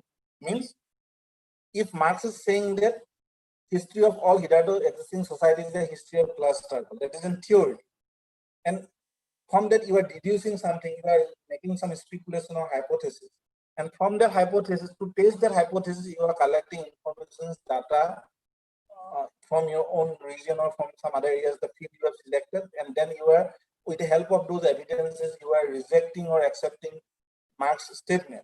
That is the hypothetical deductive model. Deductive reasoning means there is a relationship between data and theory. Means you are moving from, there is a relationship between theory and data. Means you are moving from theory then to data. First theory, then you are formulating speculation, hypothesis, then you are moving to data. But in certain cases, theories may not be available. You are the first scholar, you are doing an exploratory research. So what we are doing, we are entering into the field with certain research questions in our mind. We are entering into the field, we are collecting the data, and from that data, we are trying to develop some speculation, the hypothesis, and we are going to build a theory. And that's why in inductive logic, the theory is known as a grounded theory. So whether you are applying a deductive logic or inductive logic in research, in both the cases, you are establishing the relationship between data, concepts, and theory. But in the deductive, there is a movement from theory to data, first theory, then data. But in the inductive logic, what you are doing, your movement is from data to theory. So that logic you are going to apply, and when you are going to do a research, this is the logic, this is the scientific logic you are going to apply in your research. So when you are going to apply the scientific logic, what you will do in your research, when you are going to prepare a design or you are going to prepare a blueprint, you must be in a position to take the decision. But you must have a clear idea about these directions of relationship among data, concept, and theory, or you must have a relationship about the logic. And then only you can take that decision that this logic I am going to apply, that logic I am going to apply. You must have a clear idea on the logic of inquiry. Then, because in preparing the design, you must have, when you are going to prepare a design or blueprint for the research work, you must have a clear idea about these logics. Then, as I have already told you about the different models of understanding the social world, because how the science has been interpreted from different perspectives. We have three important models for understanding the social reality or social world. The first is positivist perspective or positivist world, positivist standpoint. What the positivist say? Basic positivist question is, how does society influence people? Means when you are going to do a research, means you may be a positivist, you may be an interpretivist, or you may become a critical thinker. If you are a positivist thinker, and if you want to do a research, what should be your standpoint? What should be your standpoint? So as a positivist thinker, you are always focusing on how does society influence people. Means here for a positivist, the society, the social order, the social structure is important than the individual. If a group of child is becoming deviant, how the very structure, the order of the society is responsible for that, how the family is responsible for that, how the institutions or the other constituent part of the society is responsible for that, that you have to explore. Means if you are a positivist thinker, or if you are going to do a research from positivist point of view, then your focus should be on the structure or order of the society and how that order and structure has influenced the behavior of the individual. You are not going to focus on the individual. That is the standpoint of the positivist thinker. So what they are saying that, like the natural scientists, since the natural sciences have explored certain natural laws which is govern the natural world. Similarly, we have social laws. We have social laws which has governed the social world. Whatever you are doing, everything has been governed by certain social laws. There is rain, there is earthquakes. Natural laws are there that has governed those natural phenomena. Similarly, why people are becoming poor, why people are becoming deviant, why there is present moment, for everything, certain social laws are there. So we have to uncover those social laws as a scientist, as a social researcher. So we have to apply the same scientific methods that have been applied in natural sciences to understand the social world. And that's why they are saying that we have to maintain value neutrality, we have to maintain non-neutrality, we must be empirical, we must focus on the quantitative facts, evidences, we must be develop certain universal laws, general laws, so that we can apply those laws in understanding the other problems, other situations also. So that is the standpoint of the positivist thinkers. So if you are a positivist thinker, then what about positivist thinker, then what will be assumption about social research? Since the social world is same with the natural world, so same methodology can be adopted.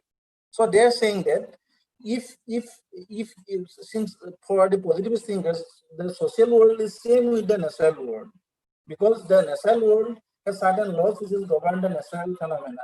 Similarly, social world has certain social laws which is govern the social phenomena. So same methods that are popular in the natural sciences can be applied in understanding the social phenomena also. So same methodology should be adopted like that of the science. So whenever we're doing research, if you are doing a research from the positivist point of view, you are focusing on the structure of the society, you're focusing on the order of the society and how the structure and order has controlled the behavior of the individuals in the society. Then you have to focus and you are going to apply the same methods, same techniques and tools that are popular in the natural sciences. And that's why as a student of sociology, if you are talking about why the sociologists are saying that this is scientific study about the society, because that statement is from the positivist point of view. That's why Durkheim is saying that people are committing suicide. Why? Because the social structure, the order is responsible. Why suicide? Certain laws are there. That laws you have to explore.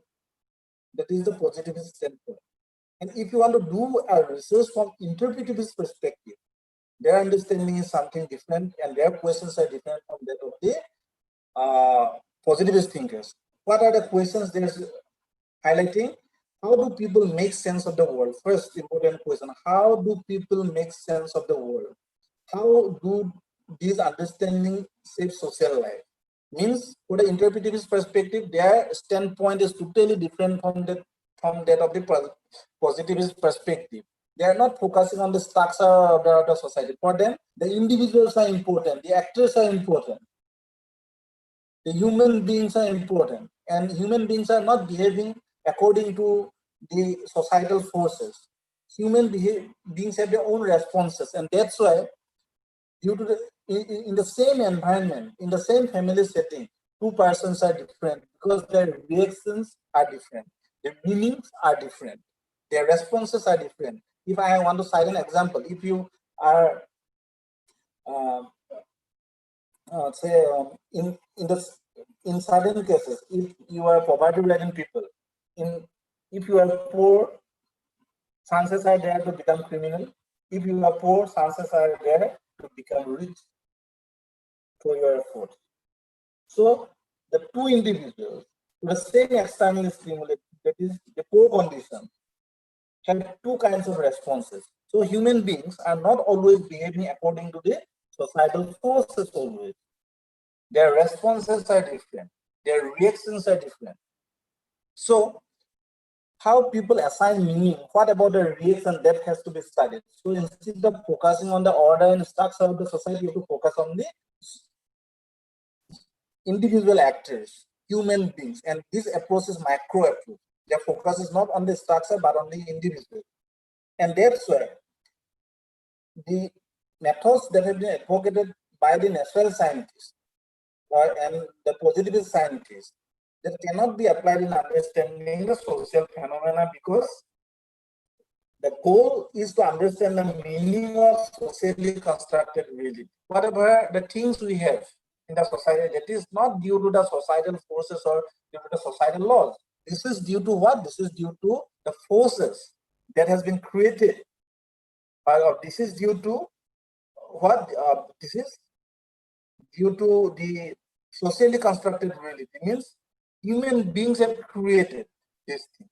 And that's why focus should not be on the structure but on the individual. And as a researcher, what you will do, what you are going to do, you will focus on what you are going to assume to be meaning making research, whose own values and biases will influence their research. So as a researcher, you are not value free. You are not maintaining value freedom in the words of Max Weber. You always some kind of value evidence is there. Means for the interpretivist thinkers, that social researcher is not a value-free person. He is a meaning-making research whose own values and biases will influence their research. Since when you are selecting the research topic, it is according to your own interest. So when you are writing something, this is not always value-free, because you are always engaged yourself in writing something, in making something. So you are meaning-making research. So 100% value neutrality is impossible. So the question of value neutrality or non-ethicality has been rejected by the interpretivists when you are going to do high research. And again, from the critical perspective, if you are going to do a research, then what will be your major questions? How does society oppress particular group of people? They are saying that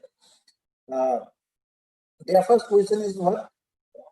They're not talking about micro and macro, the structure and the individual. They're saying that how a section of the people, a dominant section of the society, or by the developed countries on the underdeveloping countries, or then a dominant section, the elites, the corporates have exploited the peasants. How does society oppress particular group of people? How does inequality influence consciousness? These are the major questions the critical perspective has. And that's why there are some kind of similarities with that of the interpretivist as well as the positivist. They share with both the positivist and interpretivist perspective. Like positivists, what they're saying, they believe that human behavior is shaped by social, economic, and cultural conditions of society. Because the positivists, they're saying that the structure, the order has controlled the human behaviors in the society. Likewise, the critical perspective or the theorists also have their statement that human behavior is shaped by social, economic, and structural conditions of society. Why you are behaving in a particular way? Because that is socially conditioned, that is economically conditioned, and that is culturally conditioned. Similarly, like the interpretivist perspective, critical perspective is concerned with meaning is shaped by real objective relations and how the society works to oppress group of people. They're saying that meaning is shaped by real objective relations. Means like that of the interpretivists, they're saying that they're talking of the meanings also and how that meaning has shaped the positions of a particular group of society in a given social context. So it is different from other two perspectives. But at the same time, although there is similarity of the critical perspective or critical theories from that of the ideas of the interpretivist and the positivist, but certain cases, certain differences are there also. It is different from the other two perspectives because they begin by dividing the world into two types of people, oppressed and oppressed. In both the cases, they are not dividing the society, but when you are doing a research from the critical perspective, at the very beginning, you are going to make the society into two categories, oppressor and oppressed. Say, for example, the feminist perspective. From the feminist perspective, when you are going to do a research, you are considering a group of people as oppressed and they are always exploited in the hands of a group of people in the patriarchy. So in a caste-ridden society, the lower castes, they are always exploited in the hands of the upper castes.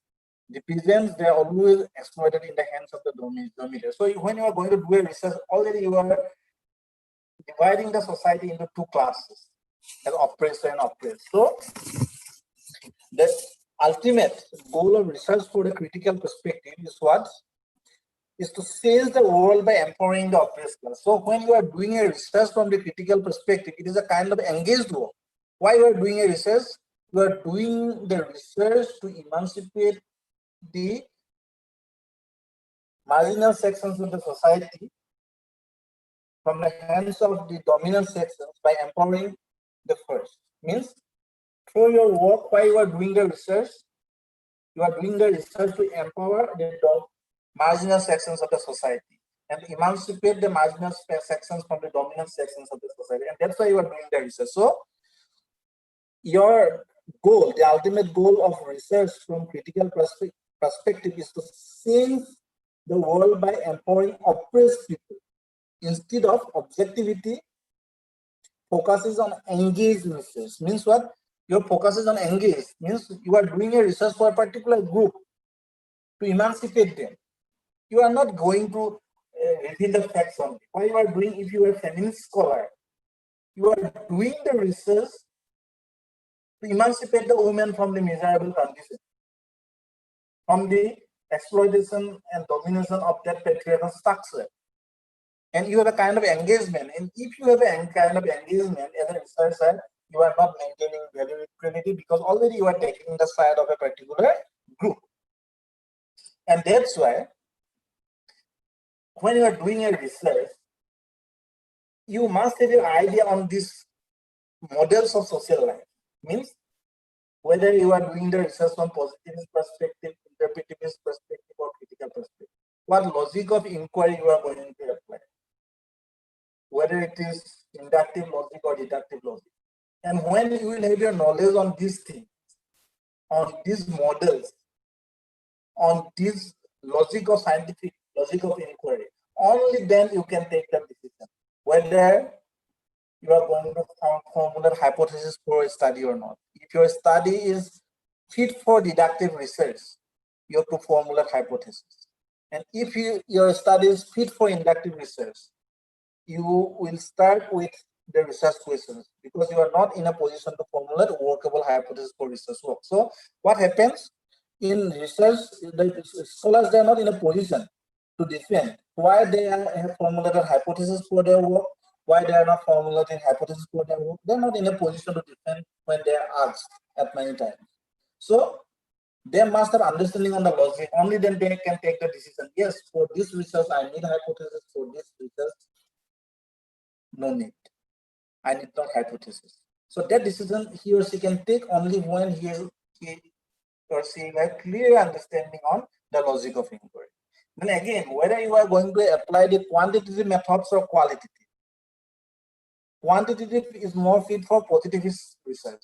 If you are doing the research from positivist perspective, quantitative. If you are doing the research from, and the logic will be hypothetical deductive model. And if you are doing the research from by applying inductive logic, you are focusing on grounded theory. So your study will be more ethnographic kind of thing. You will focus on participatory research work, or your methods will be data collection, or the whole approach will be qualitative approach. So whether your study is quantitative, qualitative, deductive, inductive, or whether you are going to apply the quantitative methods or you are going to apply the qualitative methods of data collection, everything, whether you are going to apply statistics or not, for everything, you must have your knowledge on these basic foundations of social research. First, you must have your knowledge on data, concepts, and theories. Then, you must have your knowledge of the logic of inquiry or dimensions of reasoning.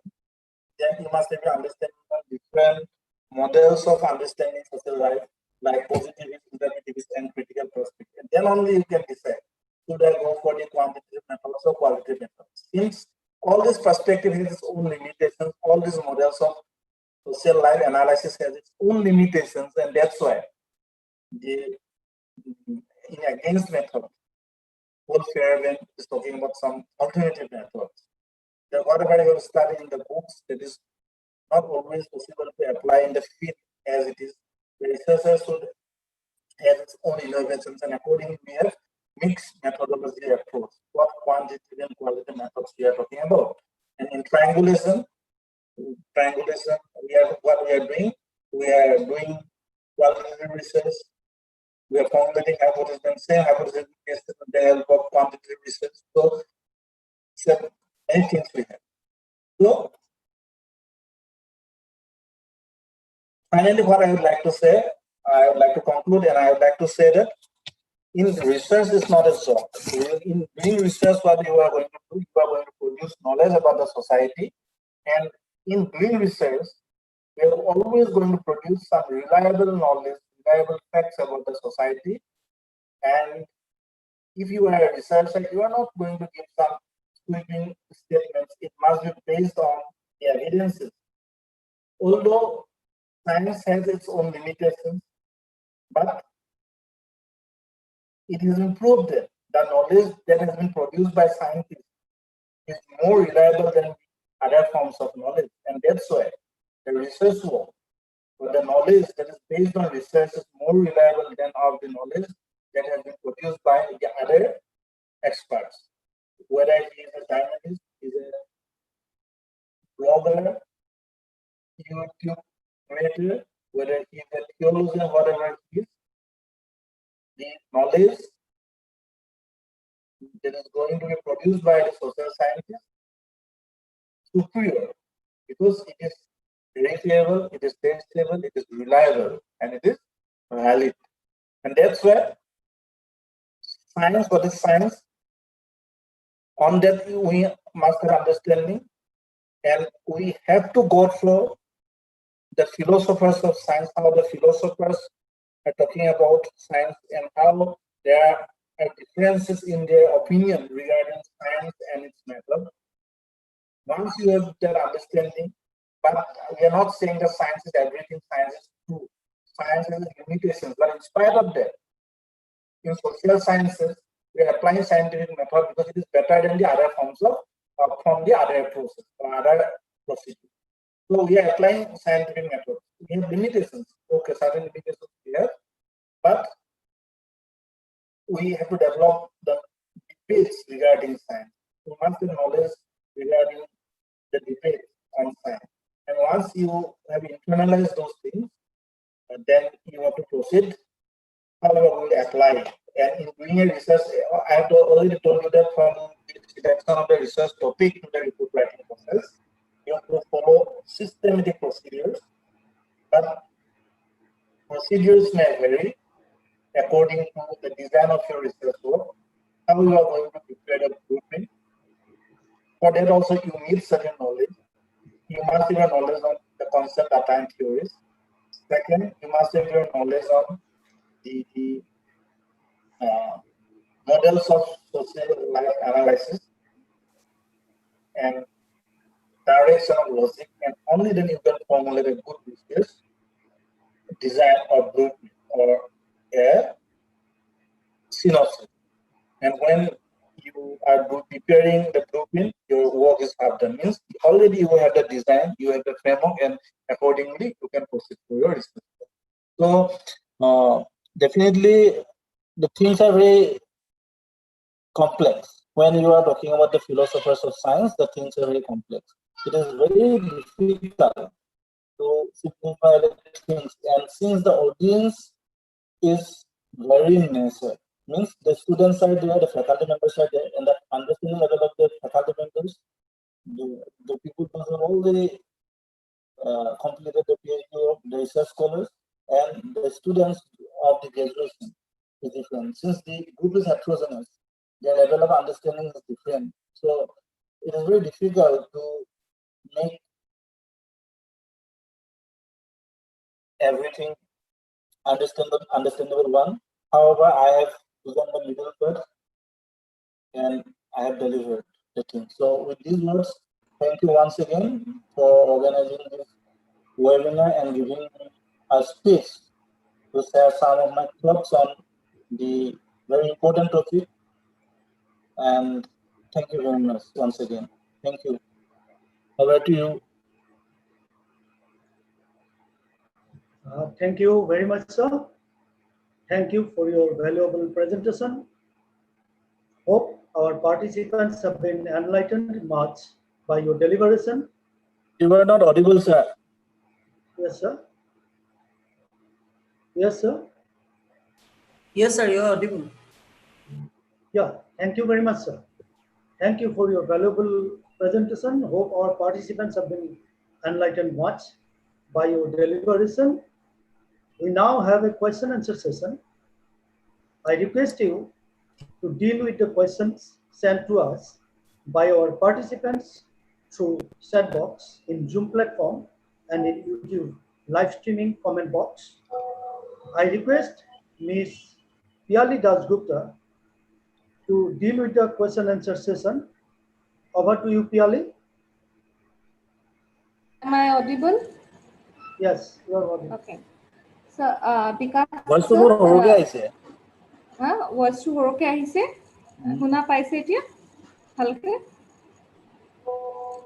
শুনিছেনে sir? Yes, Piali, go ahead. So one of the question asked by a research scholar from JNU, his name is Orup Besborwa. His question is, do you think we are in a right track in social science research? Is there any scope to make social science research more concrete? Hello, Piali, this is not audible clearly. Sir, Please can you hear repeat the me? question again. Yeah. Sir, do you think, can you hear me, sir? Am I audible? Am I audible, sir? No, this is not clear.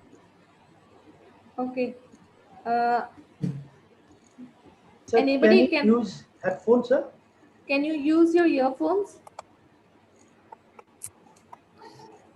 Can you write the question in the chat box? Okay. Okay, sir. Okay.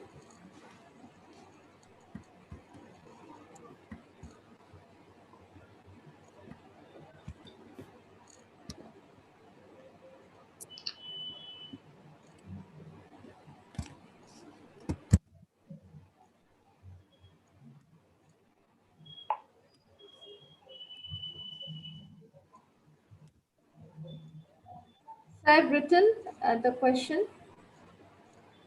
Did you get a question asked by one of the faculty of our college?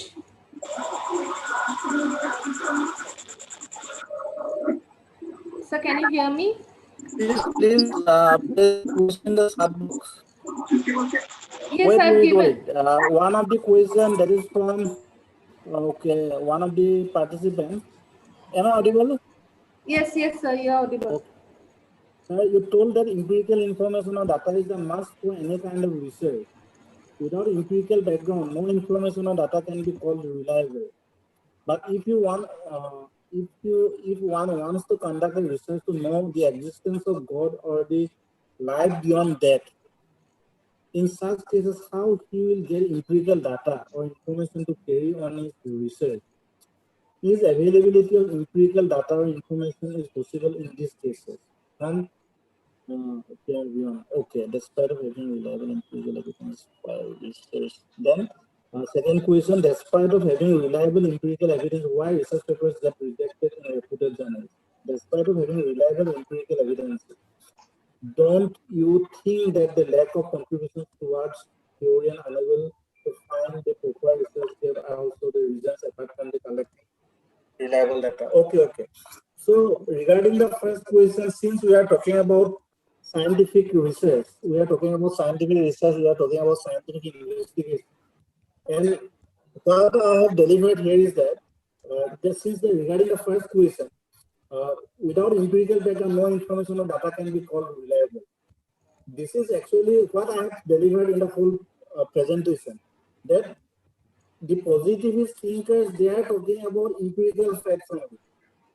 The things that should be observable and experimentation. Even in the natural sciences, when they are dealing with the cosmos, when they are dealing with the whole universe, many things are not observable. That is theoretical. But by applying certain systematic logic, they are trying to explore everything. So since they are trying to explore those things, so this is when we are talking about empirical and all, this is the positivist standpoint of science, positivist understanding of science. But when you are going to deal with, when you are going to look at the things from interpretivist point of view, or as the things that has been advocated by Thomas Kuhn, or the things that has been advocated by Karl Popper, they are not always talking about these empirical realities only. Even that's why we are saying that empirical, if you are doing empirical research, that is relatively better than the other forms of knowledge, because that has been contributed by dominant sections of the society, dominant sections of the scientists, because it is based on experimentation. But this is not always true that you are always going to rely on the empirical things. But the interpretivists look at the interpretivist point of view, look at the things from the interpretivist point of view, and how they are becoming critical on science. How they are becoming critical on science. So when I'm talking about empiricality or empiricism, I'm not saying that science is empirical. And what I'm saying, this is the positivist standpoint of science. The positivists have their belief that science should be empirical, science should be value-neutral. Research, this is not necessary that research should always be based on the field data or empirical field data or facts. When you are raising this question of empiricality regarding research, that standpoint has been given by the positivist scientists, not by the other schools of thought, or not by the interpretivists, or not by the relative theory of science. That is regarding the first question, and the second question, despite of having reliable empirical evidences, why research papers get rejected in reputed journals? Don't you think that lack of contributions towards theory and unable to find the proper research gap are also the reasons apart from collecting reliable empirical data? You are absolutely right. I am not saying that the empirical evidence-based research paper is valuable. No, I have already told you that three basic foundations are there in research. One is data, one is concept, and one is theory. Whatever the research you are going to do, always you are going to focus on, you are going to establish the relationship between data, theory, concepts, and the theory. But direction of reasoning is different. The logic is different. Sometimes you are focusing on the theory first, then you are deducing some hypothesis, you are making some speculation, then to test that hypothesis or speculation, you are collecting data from the field, you are collecting evidences to either to support it, like that of the positivist scientists, or you are going to reject it, like that of the work made by Karl Popper in his falsification, and then you will have your own theory, or you are either going to support the existing theory on the basis of your evidences, or you are going to reject it. So what you are doing there, you are not only focusing on the data, empirical data. What you are doing, you are trying to establish the theory with that of the data. And that is the hypothetical deductive model. So just mere presentation of data will not work. Nobody is going to publish your paper. You have to establish a link between the data and the theory. What I have stated in my presentation. And second, if you are doing an empirical research by applying the inductive logic, then without having any theory, you are entering into the field with certain research questions, then you are collecting data to get the answer of the questions, and finally you are in a position to make some speculation, or you are making some hypothesis, or you are developing certain theory. On the basis of the data, you are developing that theory. That is a grounded theory you have. So in both the cases, what you are doing, you are trying to establish the relationship between data and theory. And theory and data. The difference is what? The direction is different. Sometimes movement from theory to data, and sometimes from data to theory. But in both the cases, focus is both on the data as well as on the theory. So just mere presentation of empirical data will not work. Whatever the logic you are going to apply, in both the cases, theoretical part is always important. And that's why the questions that you have raised, despite of having reliable empirical evidences, why research papers get rejected in reputed journals. Yes, that will be rejected if you are going to focus on the facts or data. You have to link it with the existing body of knowledge produced by the other dominant thinkers. Means you have to establish the link of your empirical findings with that of the existing theory, whether your data is going to accept or reject the theories. What is your contribution on that? Then your question, don't you think that lack of contribution towards theory and unable to find the proper research gap are also reasons apart from collecting reliable empirical data? Why you are collecting the empirical data? To fill up the existing gap only. So definitely theory is important, and you are doing a research because you are going to contribute something new to the existing body of knowledge. So on the basis of review or by reviewing the existing body of knowledge, you have to identify the existing gap of knowledge. Then on the basis of empirical facts, you are going to fill up that gap. So theory is important, existing gap is important, you have to fill up that gap, and only then that will be accepted by the scientific community relating to that particular field. Hello? Hello? Yes, sir. Hello? Yes, sir. May I audible? Yes, sir. Audible. Then next question. Okay, then next question. Next question, who say empirical is the question asked as student. Okay, from start only, I am not listening anything from your side, so just on the basis of these questions, I am going to explain. So the first question, two questions, then it's okay. Then by one Supriti Shyam, despite of having reliable empirical evidence why research papers get rejected, I have given that answer. Then science is empirical. Who said this? Science is empirical. It is said by the positivist thinkers. It is said by the positivist thinkers, not by the interpretivists or by the critical thinkers. It is said by the positivist school of thought. So, do you think we are in the right track in social science? Is there any scope to make social sciences more concrete, objective, and reliable? Yes, definitely, because at the very beginning, lots of problems have been faced by the social scientists, but now sophisticated method, techniques, and tools have been developed, and we are closer to the reality now.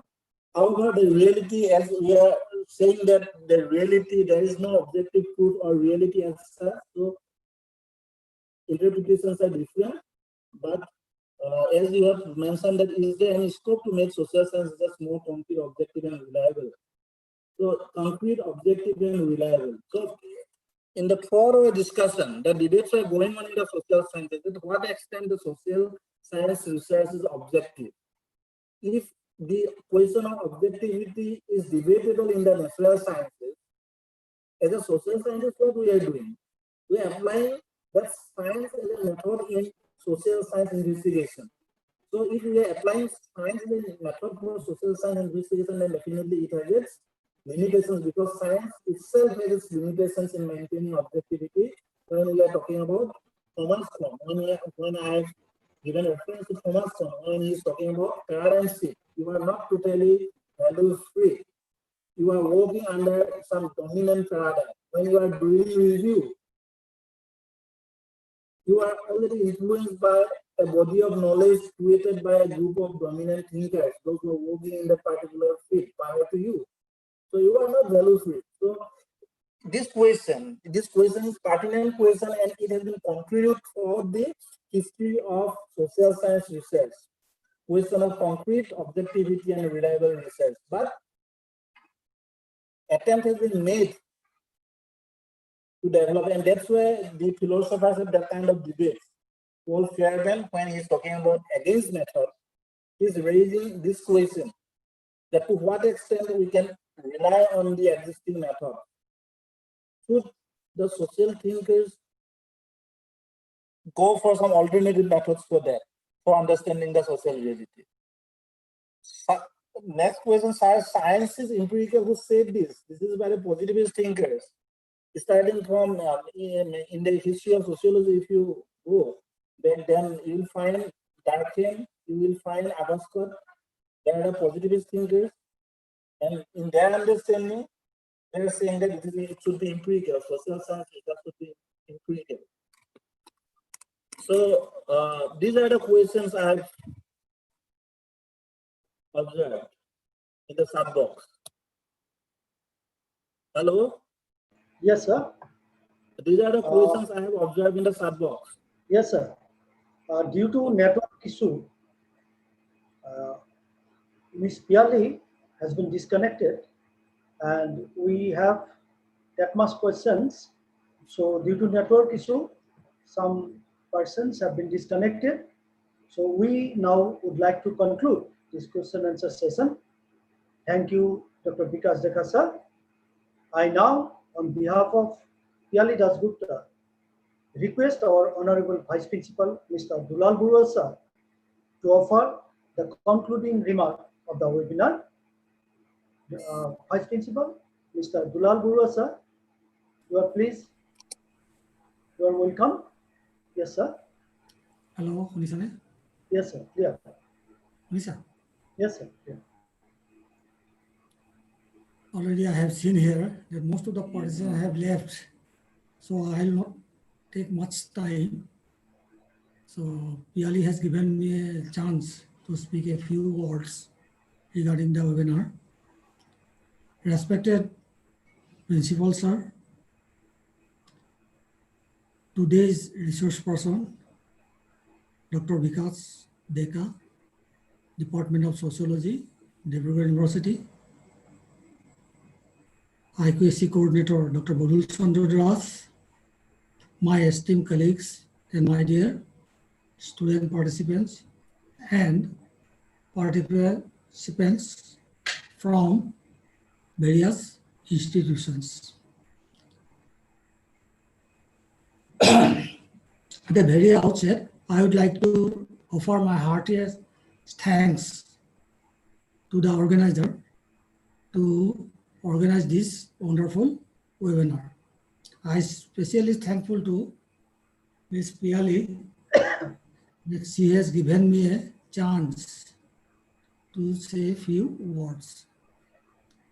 The topic of the webinar was, today's webinar was scientific approach in social science research. In this particular topic, Dr. Deka has delivered a very fruitful lecture, and he given in so simple way that I think our student can understand everything clearly, and I believe our students benefited a lot, and they will try from now onwards that they the scientific thinking, not only in the field of social science, in everywhere. From this discussion to this discussion, I think the main objectives of the scientific method are: first, make an observation, then ask a question to yourself, create an hypothesis, and test the hypothesis through experiment. And one thing, the goal of the scientific method is not necessarily be proof the hypothesis created is correct. It is not necessarily all times that the hypothesis what we have created is correct by passing through these tests. As for example, just what I understand from this webinar, that in recent times, all of you know that the world pandemic COVID is going on, and for that, the vaccine, the researchers are trying to find a vaccine for this.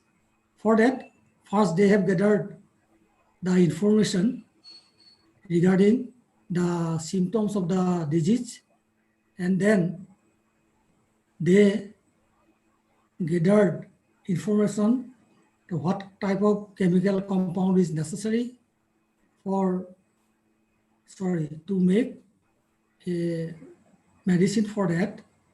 Then they create a hypothesis that if this type of chemicals are used, then we can make a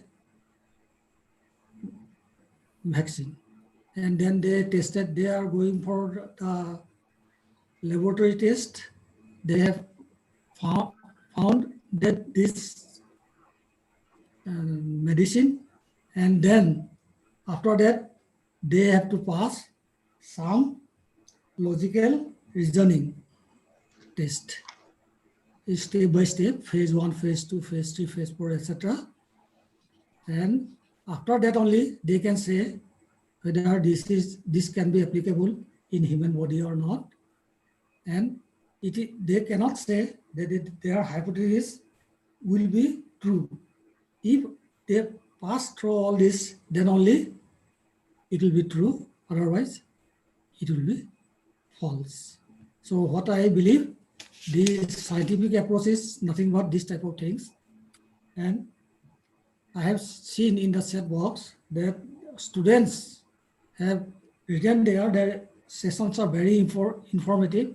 Really, it was informative. So now I asked our students, now it is your turn, whether the information given by Dr. Deka are reliable or not. And if you do this, then I believe it will be definitely a scientific approach. Nothing more to say. Thank you again to the organizer and all participants. And especially thanks to Piali, so that she has given me a chance to speak these few words. Thank you. Thank you very much. Over to Budul. Budul. Thank you, sir. Thank you for your remarks. May I request Piali?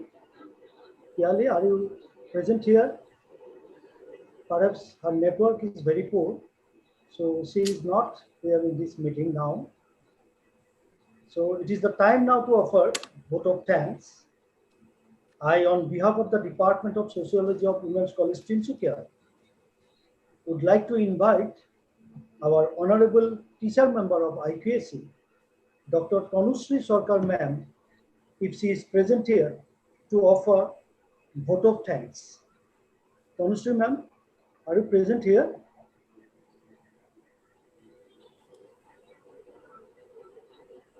Tanushree ma'am, perhaps our network is also too poor. So I, on behalf of the Department of Sociology, would like to offer vote of thanks.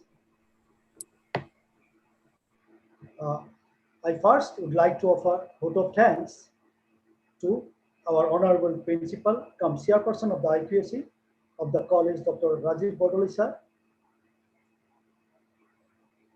I offer sincere thanks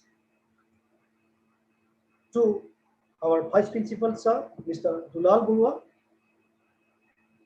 I offer my sincere thanks to the resource person of today's webinar, Dr. Vikas Deka sir, Assistant Professor of the Department of Sociology of Dibrugarh University. I would like to thank my esteemed colleague and coordinator of the webinar, Piali Dasgupta, my friend colleague, our guest lecturer of the Department of Sociology, Mr. Dhruvesh Gohai. I also would like to thank my active colleagues, teacher member of IQAC of Women's College, Tinsukia. I thank our teacher, colleague, and our technical expert, Mr. Pulak Bhattacharya, Mr. Tapas Ais. I thank our teacher colleague who are helping us in sending the questions to us from YouTube live streaming. I also would like to thank esteemed participant colleagues from our college and other colleges and institutions. And finally, I would like to thank our student participants. Thank you all. So on behalf of the Department of Sociology and IQAC, I now would like to invite our Honorable Vice Principal Sir, Mr. Dulal Burua, to announce the end of the webinar because Principal Sir left the meeting due to some unavoidable reason. So I invite our Vice Principal Sir to please announce the end of the webinar.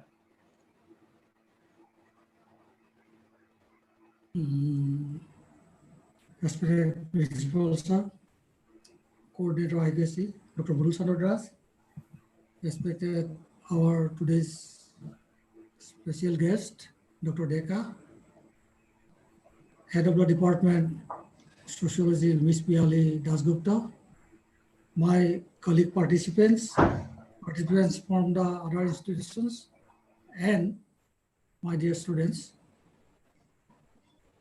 Today, the Department of Sociology, Women's College Tinsukia, and IQAC have organized such a wonderful webinar regarding scientific approach towards the research field. And Dr.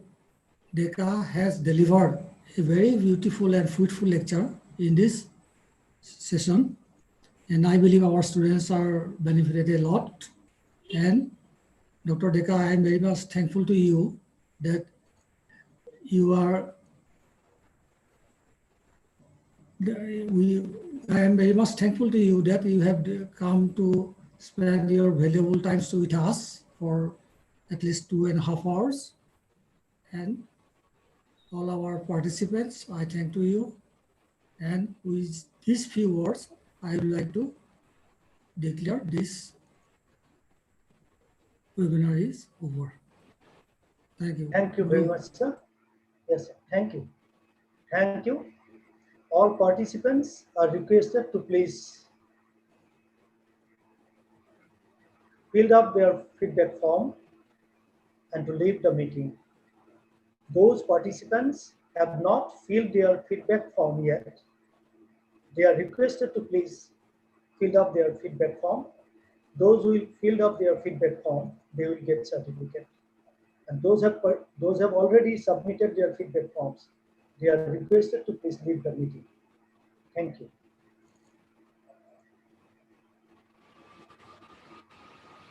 We will wait for 5 minutes here in this platform for the participants, those have not filled up their feedback form. Within these 5 minutes, we request all participants to please fill up their feedback forms. The feedback link is given in the chat box. And those participants are there in YouTube live streaming are also requested to please fill up their feedback forms, because after 5 minutes, we will end and dislink the feedback link. Thank you.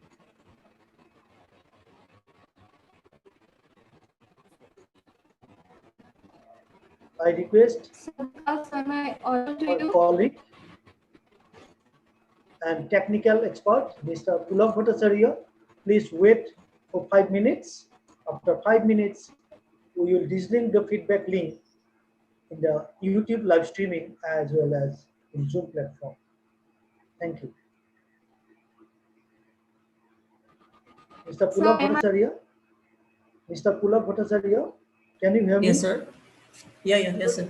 We will wait for 5 minutes, and after 5 minutes, we will dislink the YouTube live streaming feedback link as well. Sure, as sure. Thank you.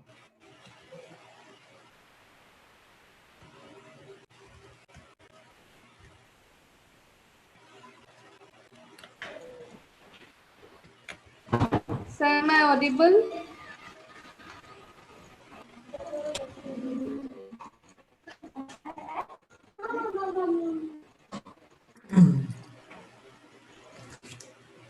Am I audible?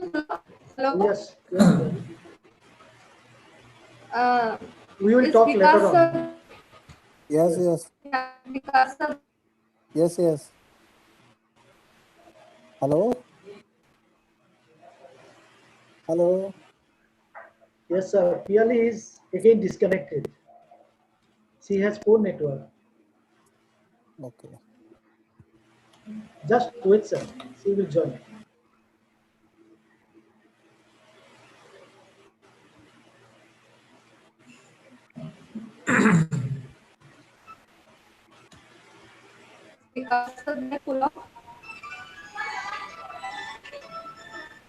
Hello?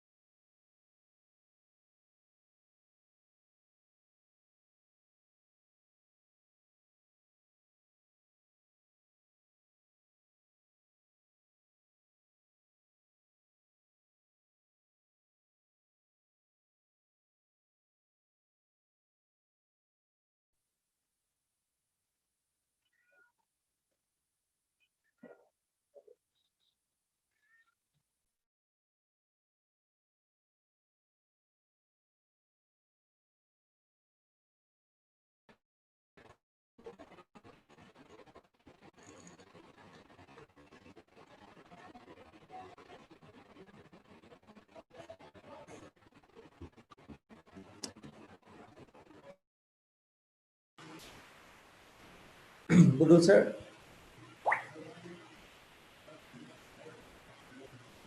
Polak. Piali?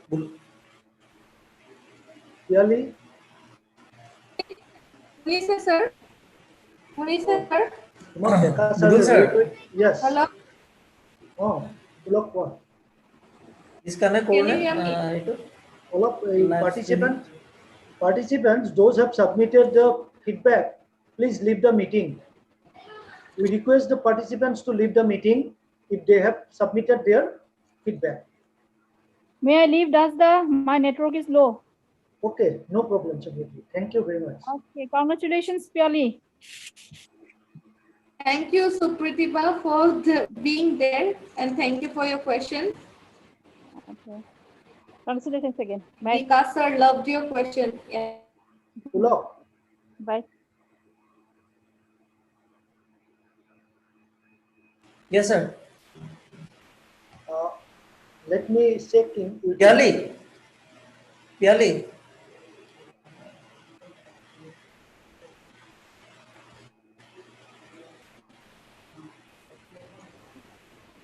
Pulak. It Budul is sir, over 5 Budul minutes. sir, can you hear me?